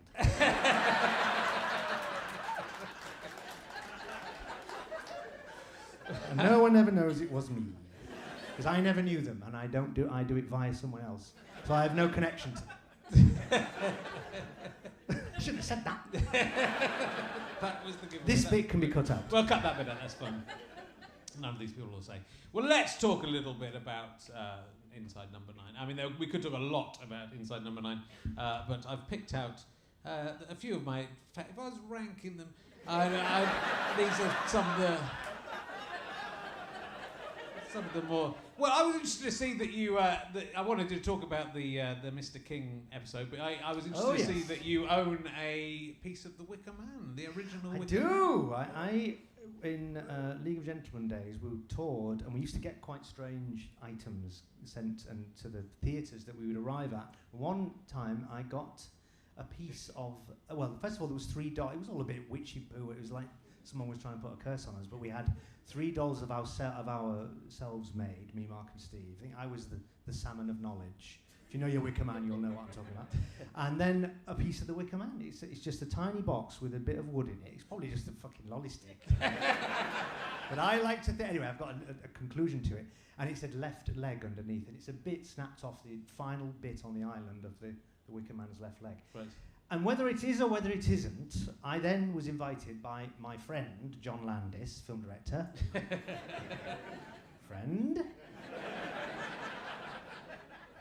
So, maybe I am allowed to be in that film. It's not like I won a competition. I actually deserve a place. Anyway, so John invited me to lunch with Sir Christopher Lee. Wow. Couldn't believe it. So I went, and it was in a very posh restaurant, and John rang me up and said, I'm going to be 10 minutes late, just go to Chris. I said, oh, what? I can't wander up to Christopher Lee. Ah, yeah. You're having lunch with me. Me and John, I know him. Oh, right, I didn't realise. Where are we sitting? So anyway, I had to do that, and that was ludicrous. And then we sat with him, and he was waiting. John finally arrives, and John was very cheeky with him because Christopher Lee, in his later years, famously, it was like he'd never done a horror film. I've never done a terror film. Oh, you have, Chris. You might not remember, but you were Dracula. Frankenstein. But John was very good, and he was able to eke out him stories about being in these terror films, as he claimed. In the later years, he was like, I've only ever sang opera. That's what he seemed to me. Anyway, so I don't know why, it was pathetically sort of nerdy, but I took the piece of The Wicker Man.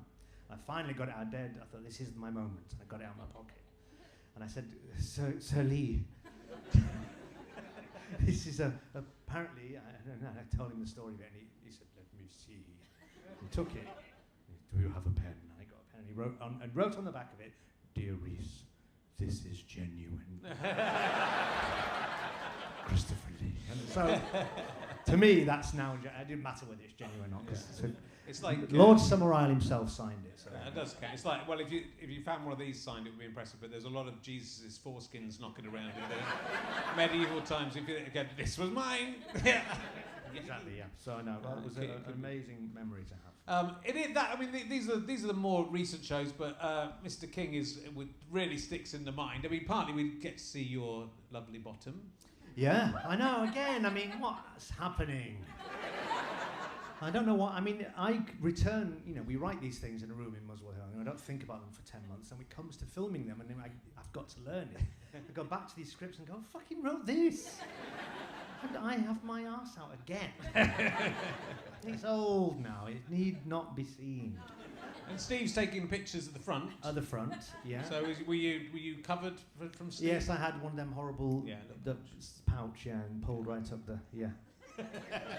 And then at the end of the shoot, he had to take Polaroid after Polaroid of the close-up package. And at the end, very, very graciously, he handed me them quite solemnly in an envelope. So, these are all of the photographs. I thought, yeah, I fucking hope they are. Keeping one back.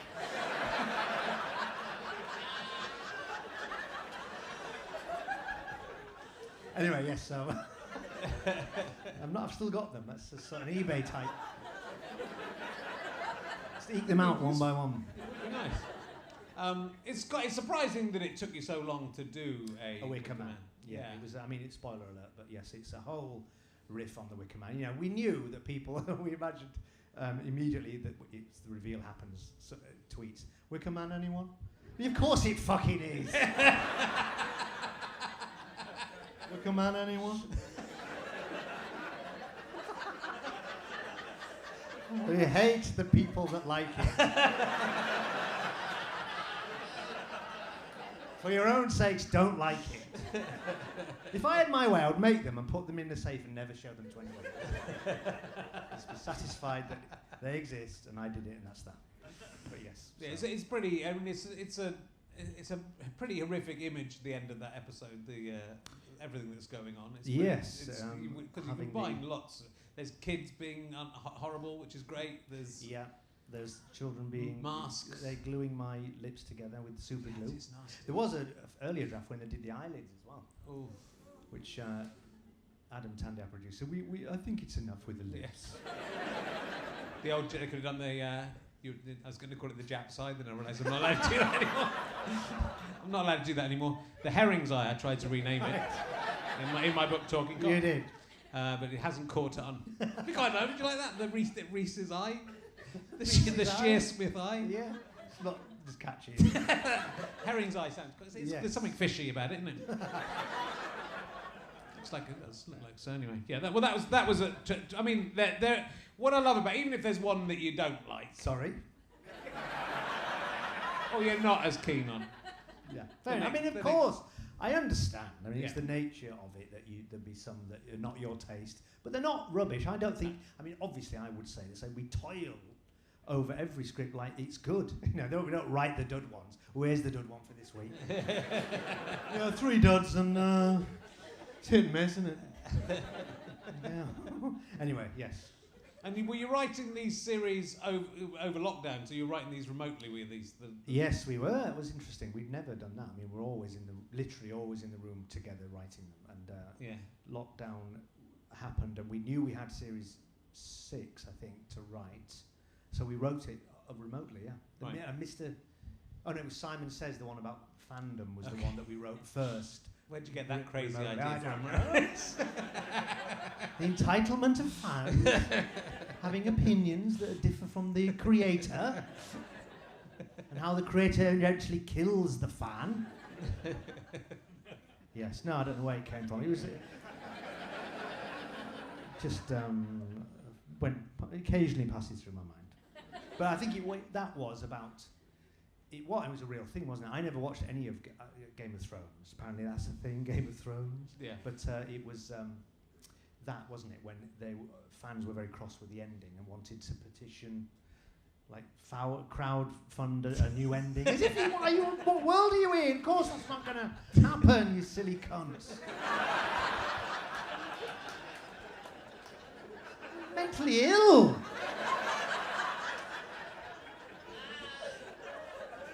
Proper help needed. The main section, 2 doctors. Follow me, please. Here's a pillow. Not to kill them. Lay their head down and go to sleep. Yes, we alluded backstage to public information films in our little chat, yes. But I think it was the final episode. Was it the Wise Owl? Wise Owl. I mean, that was horrible. I mean, we haven't done a funny one for about 10 years.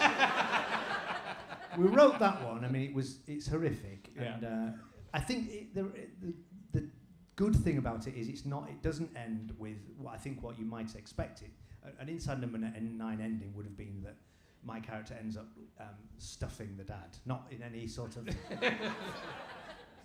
literally taxiderming the dad, and that would have been a very sort of Tales of the Unexpected first route idea. But we thought it's more powerful that he grapples with the abuse, and he walks away the bigger man, quite literally, and grows in the end. And that was all the director's idea. She said, if we're going to have these animations, can we have Ronnie leave the house a child, and as he walks away having confronted his dad, he literally grows into a man, and we thought that's very bold and powerful. So it was good, but a lot of people liked it. I was a bit scared of whether people would just think, well, it's just not funny anymore. But I think we've sort of earned the right. It's 8 series in now. We're about to start filming series 8.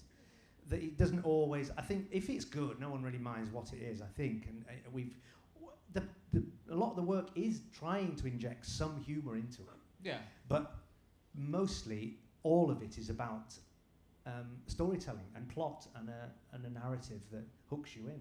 Yeah, there's so much storytelling in it, and you don't get it a lot in telly. I mean, you really, again, I'm saying I'm better than most other writers, but I watch these dramas on BBC, and there's like 3 episodes, 1 hours before anything fucking happens.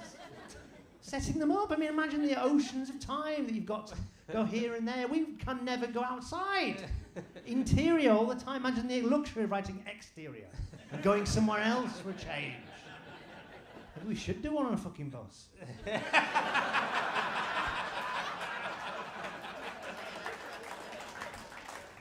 I suppose both those episodes I mentioned have a very strong visual element, an artistic element to them. You've worked. It's interesting now because that was the same director did both of those. Right. That you've picked out. Yeah. Yeah. Louise, yeah.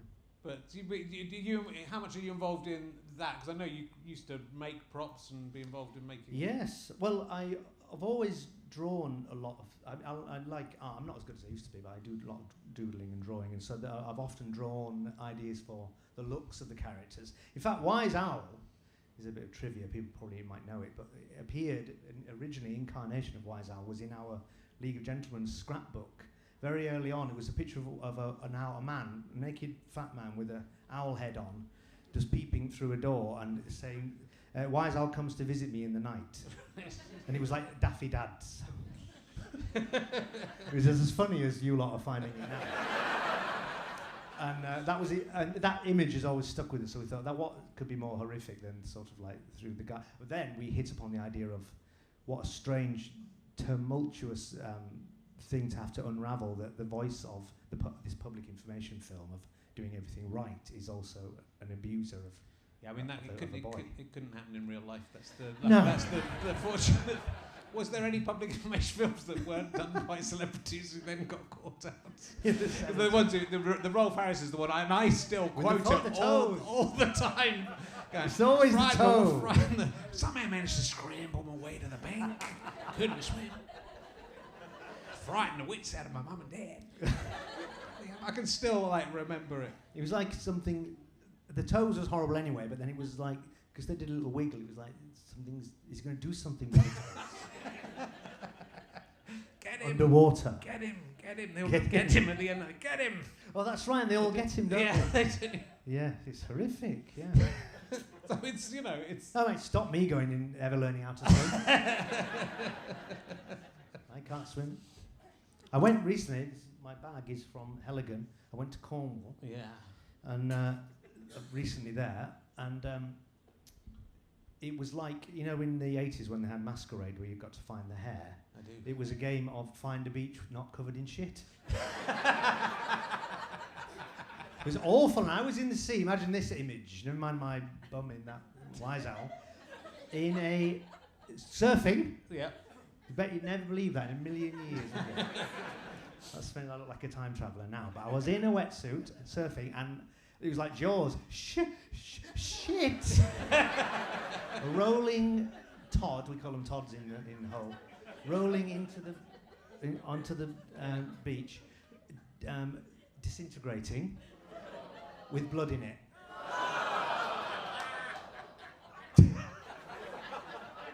And I am in a wetsuit just with a little boogie board. It was awful. It ruined the holiday. I went and had a green tea. Come on, we're going. Well, I'll mention a couple more number 9s, and then we'll move onwards. Maybe not. What ones don't you like? I'm not a massive fan of the 12 Days of Christine. Well, good. I'm glad it's not that good. It's not that good. It's fine. I didn't like the Commedia d'Art one. I didn't understand it. No, well, yeah, neither did I. I very much. I think. This is but this is interesting. This episode for both of us.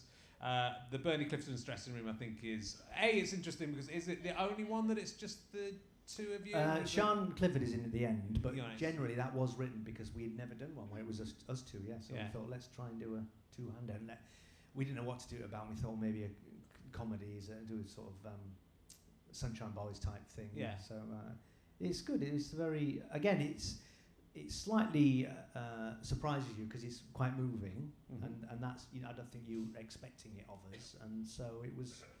We found the response to it greater than we imagined. We thought it was good, but we didn't know it would really affect a lot of people. People really saw, and a lot of people in the industry, like Bernie Clifton, he said I was trepidatious at first about why my name was in the title and what you were going to do in my dressing room, but he was nice. Yeah, we got the initial idea. It was.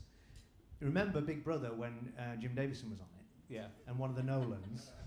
And he devilishly was asking, he said, it was Frank Carson's dressing room, wasn't it? And he kept saying devilishly, because he knew something had gone on, to, I don't know which Nolan, asking about Frank Carson's dressing room. How dare you? And this thing was it went on and on, this Frank Carson's dressing room. We just thought such a funny mystery that he's just dropped into the conversation. We didn't know what, I think he he'd stolen some money or something, or a husband or Right. something. Oh yeah, there was something like that. Something wasn't like there? that. But yeah, we just thought, oh well, let's do this thing where you're wondering what happened in Bernie Clifton's dressing room. And we did a bit of a reversal where you thought I was the horrible one, and actually I'd sort of saved his life because I knew that he couldn't get more famous because he would kill himself. So it was a sweet one, yeah. Yeah, it was sweet. But also, I mean, you're not exactly in a double act, but you sort of are in a double. I mean, it's not like yeah, that it's sort funny of that, double isn't it? Yeah, that we now are. I think people might think we are a double act. Yeah. I mean, I hate him. That's That's nothing to do with him. that's part of the deal with the double acts. Yeah, I guess I don't so. trust any of these double acts where people like each other. Just like the Abbott and Costello. Yeah. No, we get on very well, and because it's been all right, and we've done it, and it's on, and they keep recommissioning it. And same with League. People always used to ask us, do you argue? Did you used to argue? And no, because it was going all right. We were doing it. So I think had it been fractious, and that would have only happened had we'd not been successful, or it wasn't working out. Sure. And I guess it's sort of there's the right timing for that show as well, because we sort of are at the point where we had Paul Chuckle on the other day, and it's kind of it's sort of that there is a real deep sadness. He's pushing onwards, and good luck to him, and he's a great guy. But there's that, especially with that one, because obviously they're brothers as well. But when one goes and the other one carries on, and that's happened. There's basically all of them. One of them's died. Of course, yeah. I remember one horrific BFI we were at one time. Someone put their hand up, just toddling away quite jolly like this, and then someone said, yes, girl with the glasses. Which one of you is going to die first?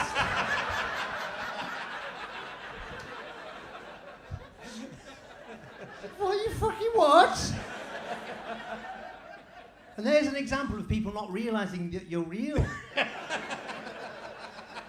Because it was such an abstract thing to them, like, oh, that one's dying. It was nice, not the best one, but and that's what it'll be like. We always have this joke at the end of the news when someone has died, and then you'll just say, Reece Shearsmith, who died today. And now the weather. It's just thrown away your whole life. Reece Shearsmith, who died today. And now Reece Chakrabarti with the weather. That's what it'd be like, even if I'm on the 10 o'clock. I won't be. Oh, you'll be on that. No. Do you think your obituary photo has been taken already? That's an emergency question. Yes. One that, do you think, or is it yet to come? Well, I wonder which one it will be. It'll be some that will already be picked out, won't it? Yeah. It's a creepy thought. Yeah. It's hard though, because that again, when someone's done so many different things, it's hard to. It's like when someone's completely associated with just one Choose character one thing. or one. Yeah, well, Sir Michael Hordern. Me and Mark always famously talk about Michael Hordern, who was obviously illustrious career, everything. When he dies, Paddington Bearman dies. You did the voice of the original Paddington Bear. You could be that because you did the voice of Mr. Curry. I was in Mr. the Curry in the cartoon. So you could be. Would you be upset Paddington if that Bearman dies. Right, his voice of the curmudgeon Mr. Curry, who died today. I might be the Paddington Bear man because I'm just going around the Buckingham Palace just nicking all the Paddington Bears. So Paddington Bear man dies. Going through He wasn't a good guy. Taking all the sandwiches. Yeah. Very nice.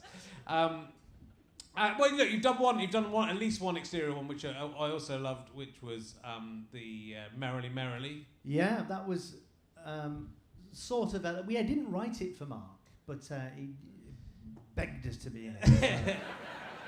Didn't get asked to be put in Sherlock, though, did we?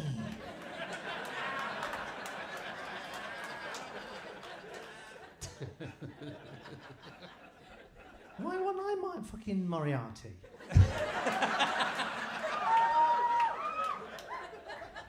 Anyway, that's just occurred to me now that. I am joking, of course. We love him, and it was great to have him because he did make it.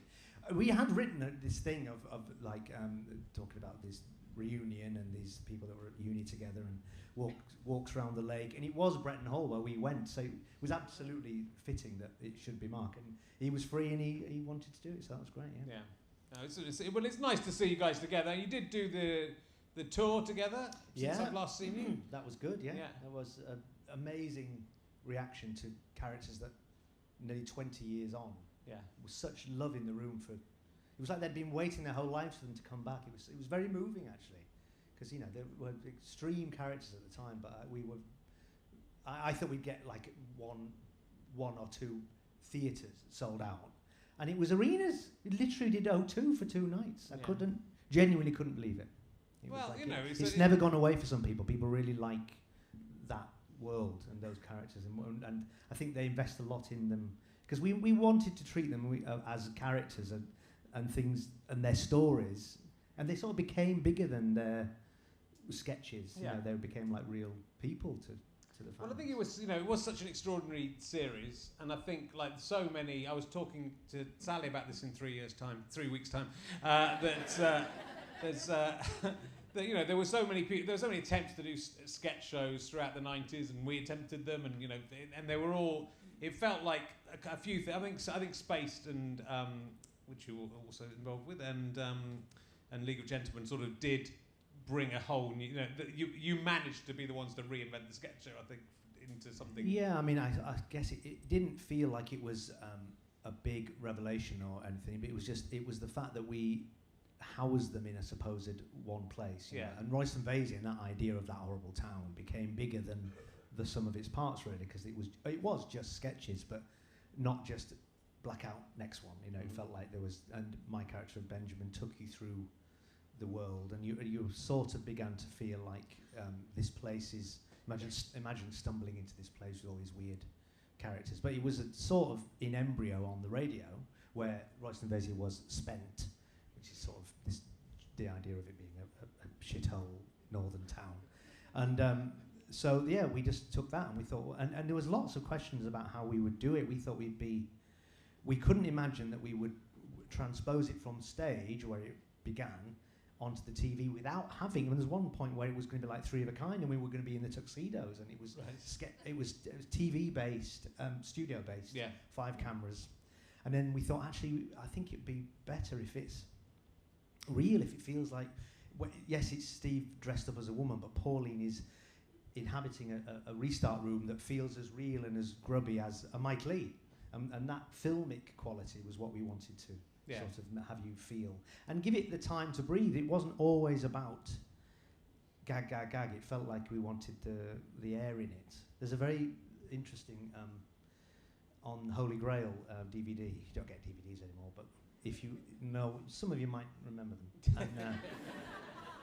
And, the commentary on it, it's got Cleese on one, I think he's got Gilliam on another. At different times they've done different commentaries. Right. And Gilliam's talking about the brilliant shots he did of the castles and everything as the boats arriving on these big vistas. And then Cleese, on the same bit when he's doing his commentary, look at that, not a laugh in it. And I thought there, in a nutshell, is their eyes, and how what matters to them.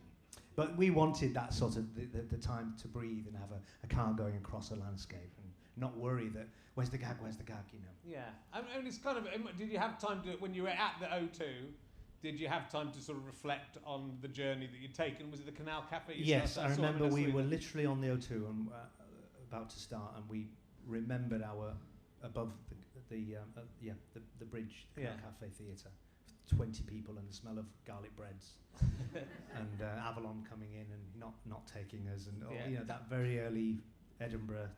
I mean, the Edinburgh '96 when we first went was the best time. It's never got better than that, because it was the time when it wasn't just our friends watching it, and it felt like such a revelation that it was apparently, because these people needn't laugh, were finding it funny, and it was like, it's not just out of kindness that our friends are coming back and back, because we would do every Monday night for months and hone and change it, and it was sort of the League of Gentlemen TV series and their stories in embryo on stage. So you'd come back the next week and you'd have a next Pauline sketch, and then we made the best ofs, the bits that went down best, our first Edinburgh, and the reaction to that and the 5 stars in the Scotsman in the Pleasance attic.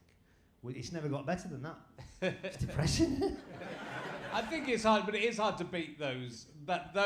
Something like that where something really gels. I mean, the fact that you did different stuff every week is what made it special, because most people would have just taken a stand-up show and probably not even rehearsed it that much at that Yes. stage, but to go back and really work at something, which we certainly didn't do with our sketch show, The Dumb Show, which we just kind of threw together at the last minute. But you were up in Edinburgh this year. I went, yes. Yeah. That was interesting. Yeah, it was very... I was walking around looking for posters with League of Gentlemen meets... what are you looking? It's like looking for Tommy Trinder. Some very old, obscure act. I thought, oh yeah, no, we are nearly 30 years old. Why would there be League of Gentlemen on any of these posters? So it was great. I went and saw Tim Key, who was great, Yes. and a few other theatre shows. But it was all very slick. It didn't feel like the Edinburgh where we went in Jeremy's Mini and had pieces of A4 and we were fly-leafing the Royal Mile with. When we did our show, it was 5:25 in the Pleasance Attic, and our fly-leaf wasn't for League of Gentlemen, it was for Everybody Else, the Legs Akimbo play. So it was like, come and see this play about issue-based. It was Ollie Plimsoll's flyer. So it was a bit of a meta, even within itself. It was a bit, because you might go, I don't want to see an issue-based children's play about homosexuality, 5:20. So, but the whole thing was a joke, because the League of Gentlemen in itself was a sort of trick into making you think it might be an Oxbridge type thing, and then you get this very blackly comic, not that northern people doing quite horrible. It's never been better than on stage, really, because it would be so delicious to do the sketches that became so horrible, and hear the audience petering out in discomfort. And then break it with a laugh, and that was always the sort of best incarnation of it, I think. Yeah. Well, I mean, the TV was good as well. Because, I think we talked about it last time. It's 10 years ago, but I think the film was absolutely fantastic and didn't get the credit. Oh, thank you. Yeah, I remember seeing there was a screening of it at the BFI, and Terry Jones came up to me at the end, and he said he really liked it, and that meant a lot. Yeah, that's. I think now it might be a bit of a cure. It's like we were trying to have all our cakes and eat it a bit, but we were just fully aware of what it's like to do a spin-off film, and so we sort of within it tried to talk about the nature of spin-off films, where the characters themselves are suggesting ideas for the film and saying, we all go on holiday to Spain. We were doing all the classic 70s versions of the films. Yeah. But it was all right. It maybe came slightly too late in retrospect. I think we'd already hit when we're going down again, we were over. You never, it's so hard to know, isn't it? It's hard to know why one thing works. I'm going to ask you the most question just because I don't think we really did any 10 years ago. Not very many. But also, I don't think this one was out then, and I want to know your answer. If you were to be put into a human centipede, but you're in the middle, and the mad professor putting you together, scientist, decides you can choose who's in front of you and who's behind you. Oh, no! And let's say it's not the other League of Gentlemen. Who would you like to see in front of you and behind you? You must have thought of it. Oh, God, okay. In front, Christopher Lee. And behind, John Landis. Have you done that? Have you done a Human centipede? Inside number 9? That's got to be it. On a bus. It's on a bus. It's the human upstairs. The human centipede just managed to escape the laboratory. Have they got up there? Have they got up the stairs? Just very slowly. They've got to hide from the coordinated. Right, you ready? I'm on the first step. We're going forward now. Too fast, too fast. What a horrible film that is, isn't it? I can't watch something like that. That's too much for me. Oh, I've seen all of them. Have you? I've never seen Saw. I've never seen. Yes, well, I love horror, and I'm increasingly squeamish about the things you see in them. I've got much worse. Have you? But I was always pretty bad. But I can't stand it. I don't know how to watch any of your stuff. I can't stand. But it's when it's really graphic, which I guess your last Ben Wheatley film, which I didn't see, was pretty graphic by the looks of it. I saw a fish hook going into something. Oh yeah, well you see I saw that not bit. like a clip that you normally see. No. You sort it out. I was quite horrible in the scene with Joel Fry's foot. I did a sort of operation on his foot, chopped some toes off. I mean, what's funny in Blackley comic is that I'm telling him to brace himself, and I've got the axe, and I'm missing. After 3, are you ready? And it's just like, boom, and he's just like, oh, and he's like, all right, you've got to keep still. So it was that sort of vibe to it. Yeah. And then I finally chop into his toes and a few come on.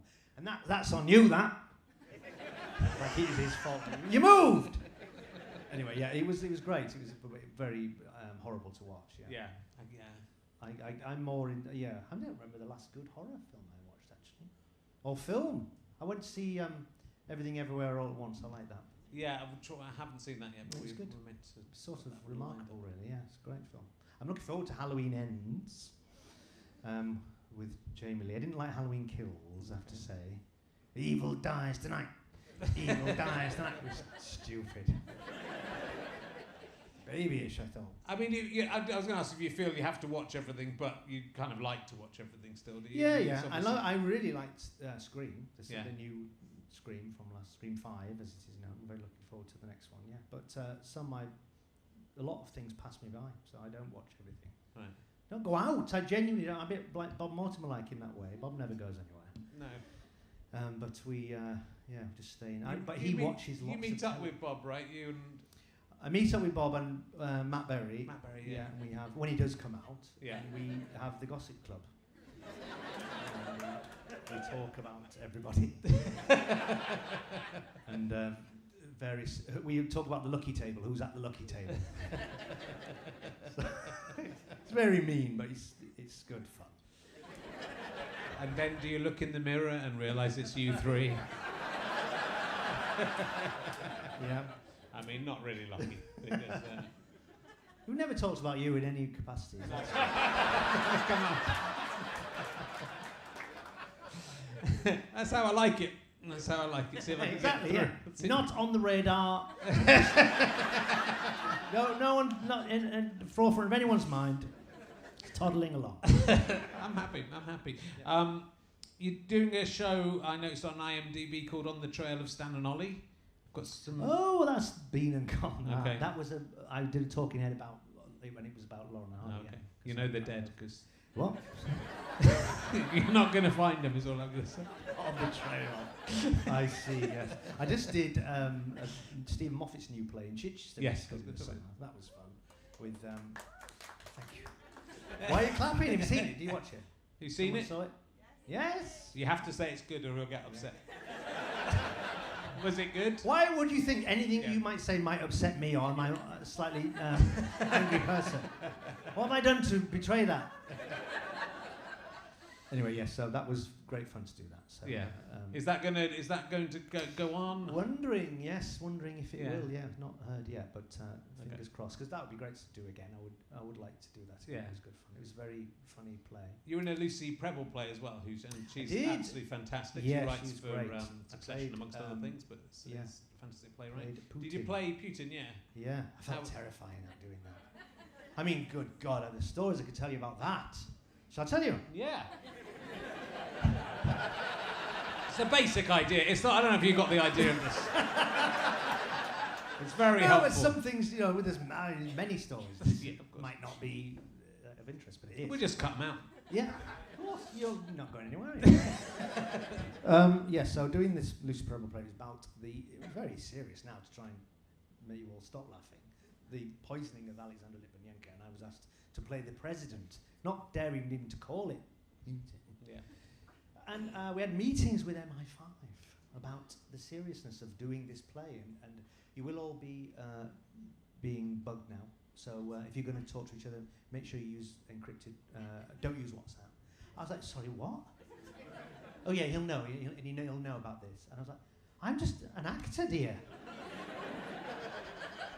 What are you talking about? Now a red flag has gone up somewhere in Russia. I'm going to get got by, and I genuinely was frightened for the duration. There was strict sort of security around the old Vic. It was terrifying. Right. But so we did this play, and it was all very, very frightening to do that. I did genuinely just think.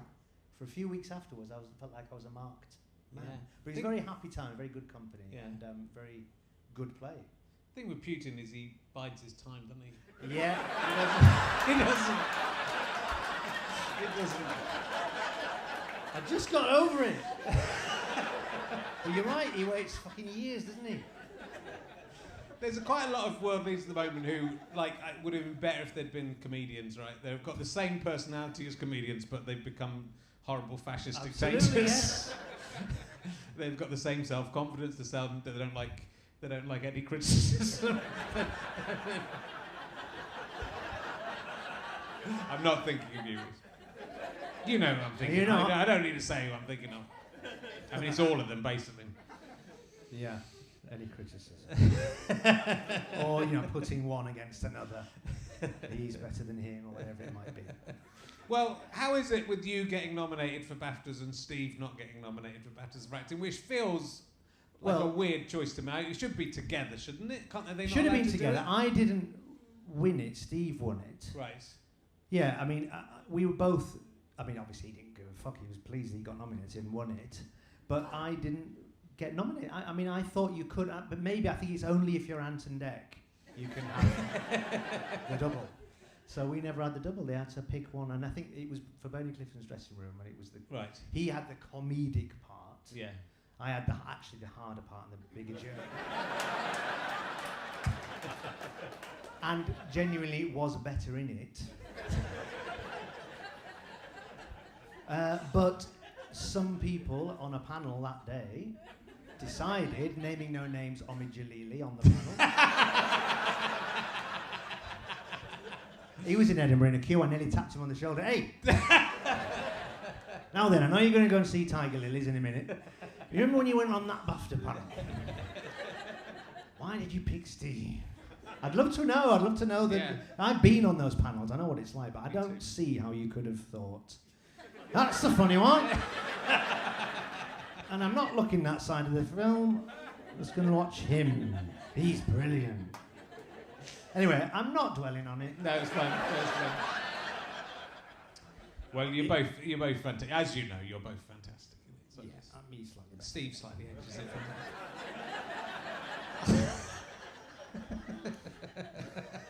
Steve's slightly better. The range. He's got such range. It's fucking Pauline, the whole lot. It's Pauline.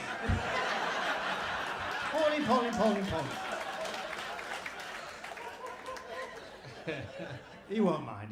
He'll laugh. How did you get on Celebrity Catchphrase? Did I do it? I did do it, didn't I? Yeah, well, apparently, according to IMDb, I thought that was an odd choice for you, but a lot of people have done it. I haven't been asked to do it. I would do it if I was asked. I haven't been asked. Would you do it? Yeah, I do. I love doing quiz shows. Do you? Yeah, I really love it. I'm often asked, and I always say no. Why did you say yes to Celebrity I Catchphrase? don't know. It's the worst one. It's definitely the worst one. It's Warwick Davis. No, that's tenable. That's Celebrity Catchphrases. You say what you see, but not Roy Walker anymore. I think it was charity genuinely because it was charity. I thought that's good. They're all for charity. I know. It was hard though. Yeah, your mind goes blank. I tell you. Steve's done all of them. Right. He's literally won. He's been on every one and won all of them. Really clever chap. I don't know why we went. I think he persuaded me to go on it. I wouldn't want to go. We're always asked to go on jointly on Pointless, and I never dare do it. I just think if I don't know something really obvious, you reveal your batting average of how thick you are. I'm thick. I really am. Roy Walker. It's not horror films. I don't know. Roy Walker lives in the same village as me, and that's kind of really weird. You wouldn't think it. I've seen him. What? Still alive. Well, he was alive when I saw him on. I saw him actually on the Queen's Platinum Jubilee. It's the only time I've seen him. It's good, but it's not right, that one. Yeah. It's that so weird. Someone said, Roy Walker lives in this village. He moved in after me, I think. I've only been there for 5 years. And I said, no, not Roy Walker from Catch. What's he living here for? Really? Yeah. It's like Mikey Arwood there as well, is it? I don't know. Old people's play, where people go to retire. Used to be funny. Used to be in comedy. And now they're on a husk of the ship of comedy. Yeah, must be. It's weird, isn't it? It's weird. Weird to... I find it very strange. I find it very strange. Doctor, I have to talk about Doctor Who. Yes. I don't remember you being in Doctor Who. No. But you were in Doctor Who. I was in Doctor. I was in a Doctor Who that no one liked. Okay. Everyone says that. What did they? Yeah, a lot of people do say it. Even Capaldi. Yeah. I was in one where Peter was my doctor, and Yeah. it was Mark wrote it, and I really liked it. It was called Sleep No More, and it was all POV. It was like a found footage Doctor Who. Oh, so yes. it looks like no other Doctor Who, and I think people could not accept this style of filming. So I was sort of moral coward and had a good sort of Weasley part in it. But yeah, I believe it's not liked. Interestingly, it was series 9, number 9. It was a weird link to it all. It's very strange. But yeah, I mean, I enjoyed doing it. It was great to be in Doctor Who. You invite a lot of interest. You get all of that fandom. Yeah. I'm not on the trail of, I know then I apparently now should be able to turn up at conventions and put my arm around people and get £20 every time I do it. I'm waiting for someone to ask me. But no, apparently I played a character that obviously no one remembers. I remember because I was in an audio adventure on. In the real time. Is that the name of the company, or was that the name? Yeah. Some fans. I was killed by a Cyberman in audio. It's quite hard to have your head crushed by a. I had to do some acting that day and imagine what would it be like if my head was being crushed by a Spider-Man, a Cyberman. Or a Spider-Man. Either way, I think it'd be the same sound. Well, it's funny that I recently watched that Spider-Man, and it's just the 3 Doctors, isn't it? Yes, it is, yeah. Have they just stolen the idea of the incarnations? Yeah, and put I them think together? you're right. Yeah. But every now and again someone will come with an annual. There's a guy who had an amazing thing of cigarette cards from like the 60s or something, I would say, and then it added like 2 or 3 more frames around it. So it was this massive board, and it had the autographs and you had to sign that. Have you signed that? When I'm in plays and they know where I'm going to be every night to come out. Yeah. I sometimes get people with a bag of, and they've got a bag of Doctor Who things, and they sign that and sign that character name, People want, it's the completest thing, isn't it? It is. They love, I like it, because they love something. Yeah. And they're not embarrassed about loving it. They are very proud of loving it. I like it when people like things. Yeah, me too. One day Taskmaster fans are weirdly like that. There's a lot of sort of Taskmaster fans who want... Do you think I'd be good on that? I think you'd be fantastic. I don't know if you'd be good, but I think you'd be fantastic. But you have to have quite a thick skin or enjoy Greg Davis being very, very mean to you. And I love Greg Davis being very mean to me. But also... I've got a thick skin. But I think you would be, if you could throw yourself into it, you'd be amazing. And I think you should, if you get the chance. Well, I mean, it's a commitment. Of course, is it? How long does it take to do it? Oh, well, it's not that long, really. No, it's not a commitment compared to doing a film.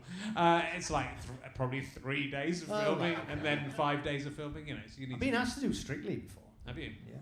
And I'll never do that. Imagine being told off by them cunts. Couldn't stand it.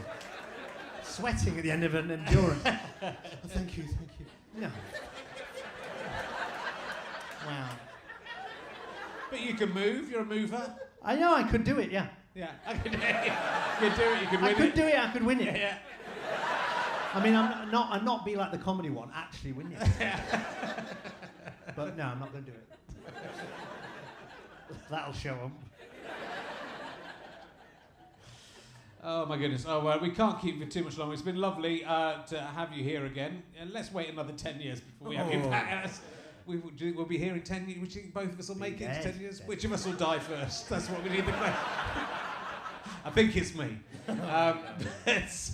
Which one of you is going to die? I think I tried to find her on Twitter. You've done some talks about Inside Number 9, right? You've done some question and answer sessions. Have you? There's been talk of you bringing it onto stage, but you haven't. Yeah, there is talk of that. We want to do that. Yeah. Somehow, yeah. It's suited to it because they're all little theatrical plays, really. So yeah. What it would be, we want to make it so it's not just transposing the 3 of the TVs to, reason to make it live. Yeah, yeah. And clever and with a twist. Oh, fucking hell. I'm just thinking about the fact I've got to do 6 months, 2 weeks' time, and I'm already exhausted. But it's weird, you know, we're saying backstage you haven't done a ventriloquist dummy one yet, and it's which is like, it feels like it's such an inside number 9, and I know why, because as you've said, it's think of the. You've got to think of the thing that's not just the person's dual personality. I would still love to see you do. Yeah, I think there's something in it, isn't there?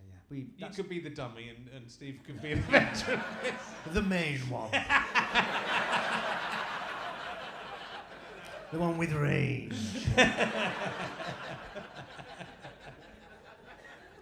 But there's why have you got him sat here anyway? How are you going to settle with me?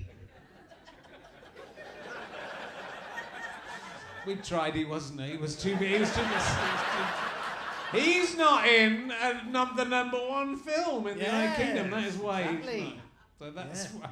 But if like a live show, fucking celebrity mastermind. Off you go.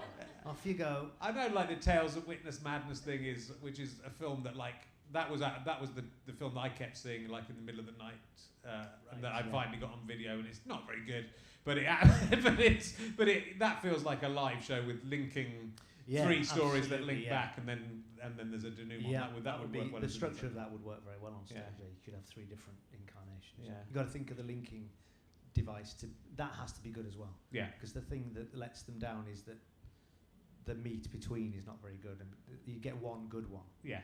The game is always to put your best anthology episodes together and make the best anthology film. Yeah. But it's tantalising, because I think there's something in a live version. I mean, the ideal, of course, is we do it for a couple of weeks, and then some other poor fucker actually has to take over, and we don't have to go and trudge into town anymore. We just get the money.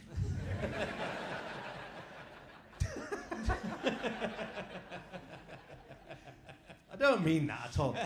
Do you want me to? We brought something on. But the thing is, I've realised I can't do it. I need to speak during it. I can hold your microphone for you. That's all right. Right. I won't speak. Well. Oh, right. I know. He's getting, for audio listeners, probably this isn't going to be very good if you're listening on audio. He's going to do some magic by the looks of it, so. Right, this is. Where is it? Victorian wrapping hand. Wrapping, not like Drake. I looked up Drake. I don't know fucking Drake. The only Drake I know is Charlie Drake. So, and I thought we'd ask the late Bill Hicks, who's funnier, Ricky Gervais or Stuart Lee?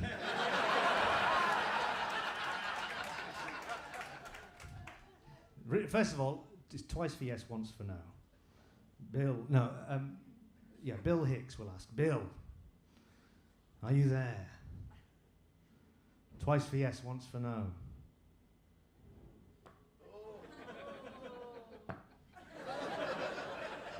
Okay, he's there. That was easy, wasn't it?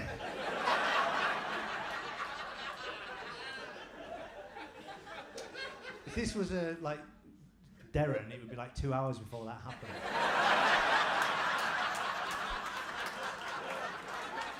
I just do it straight away. In fact, Darren, it wouldn't happen at all. You go, well, it nearly worked, but it didn't. And I'm not going to ask. I'm not going to ask that question. What should we ask? What should we ask? Who should we ask? Who should we summon? I mean, Bill Hicks is here. You got anything to ask him?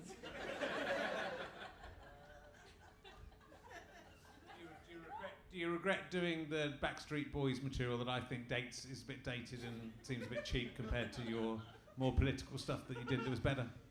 Did you hear that, Bill? What do you say? So he doesn't regret it.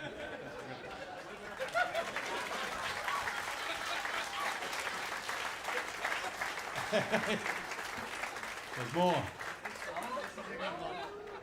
You like this one?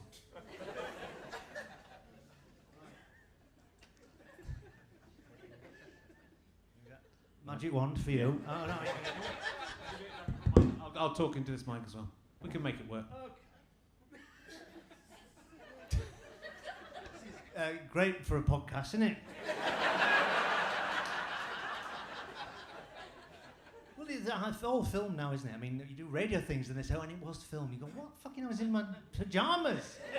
Anyway, so, well, first of all, this goes in here. Red goes in there like that. There's a red string going into a box. Now there's a white string going in through a similar hole on the other side. Show you that, look. It's literally what it is, isn't it? The box with some ropes inside.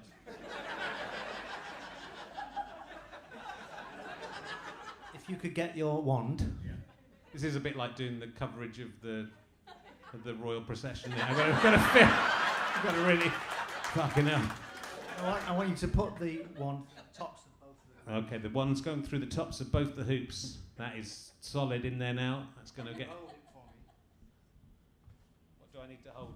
Just either side of the wand. Yeah, okay. Okay. Okay. Put it into lockdown. Okay. Now, it's 2 separate ropes, ends there and there. Please remove the wand. And now push the little ends of the ropes into the box. And Don't break it. I'm doing the things I was told. Right, now hold the red ends. Now, don't pull them yet. Pull it tight. What? That. I wish you could see that at home. There you go. Yeah. You get everything. Get everything tonight. Oh, that's good. Is that worth bringing that in the bag? I think so. Is that worth going to Cornwall to buy? Did you go to Cornwall to buy those? The whole trip was about buying the bag to put those in to come to see you. It was worth it, and it's very nice. And it reminds me, one of my favourite moments of doing this whole thing was having to arm wrestle Simon Munnery on this stage, which again was quite a visual thing, and an unexpected treat. But I enjoyed that one, so that's that's down there. Well, there's so much more I could talk to you about. We haven't even had to do. Well, no, we did. We did the centipede. That was a kind of emergency. I can. If you, and this is a new one, so it doesn't matter because they're all new to you. Yeah. If you could be like a caterpillar and go into a chrysalis and dissolve, and you could come out of the chrysalis as anything you like, what would you emerge? If this was just your larvae stage was Reece Shearsmith, and then you can go into a pupa and come out as anything you want, what would you like to emerge? Stretch Armstrong.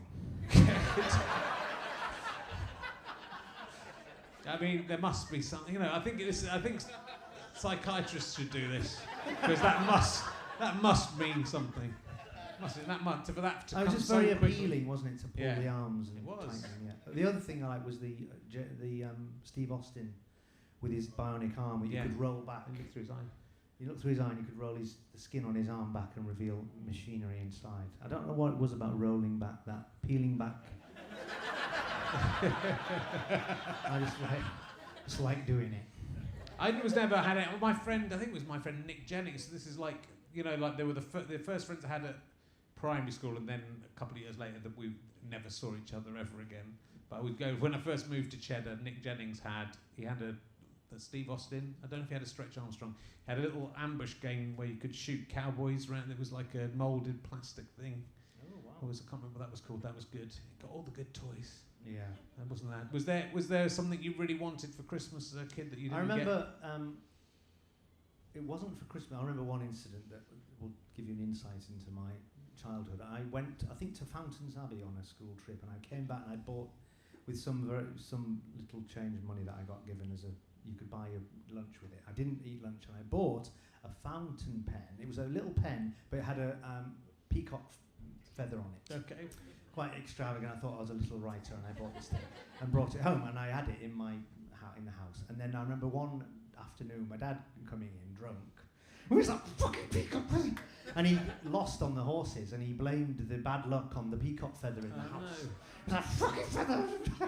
Blaming the feather. I said, it's in my room. What's that? I'm fucking kill you for having that feather in there. He brought it, crumpled it up and threw it on the fire. Wow. And that's why I'm like I am. He knows, he said sorry. But yes, and then Christmases, of course, were always just an endeavour to try to not have us creep down and look at the presents before the morning. And culminating in my dad binding with rope the door to the living room, to the front door, with rope tied, and I was down at 3 a.m. unpicking it all, and then he knew, because he came down and I put some of the presents back in the wrong bags. Yeah. You've been down, haven't you? How did you fucking get past them knots? Anyway. But it was a happy child. We've got to stop now, Richard. We're just getting... You know, in the old days I used to do like we did an hour and a half the first time, and once you get beyond that kind of hour 10, it really all starts pouring out. He's only drinking water as well, it's fantastic. All right, look, we'll let you go, but look, everyone should go and see The Fantastic, see how they run if you haven't seen it already. It's really, really good fun. I'd like a director's cut. I'd like you to do the director's cuts, which will then just be you. I will. Your character, the life of your character. I'd do a commentary on it, yeah. It'd be nice. And good luck with if you're doing any more of the Paddington show that you will be doing. You'll be best known for. Yeah, I've done some more of Mr. Curry. He's still curmudgeonly. Good. Paddington's always round his house. Yeah.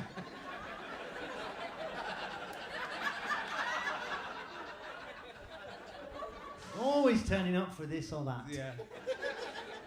Maybe he'll be, maybe people will see the good side of him through this series. Maybe when King Charles III dies, they'll be leaving little dolls of Mr. Curry.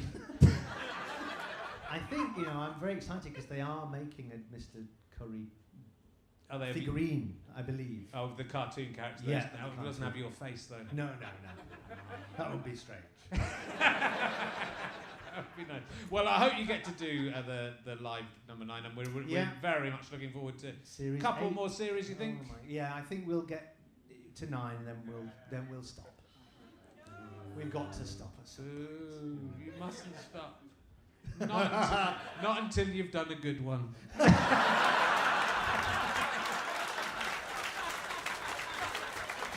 I'm a massive fan, Reece. You're an amazing, amazing writer and actor.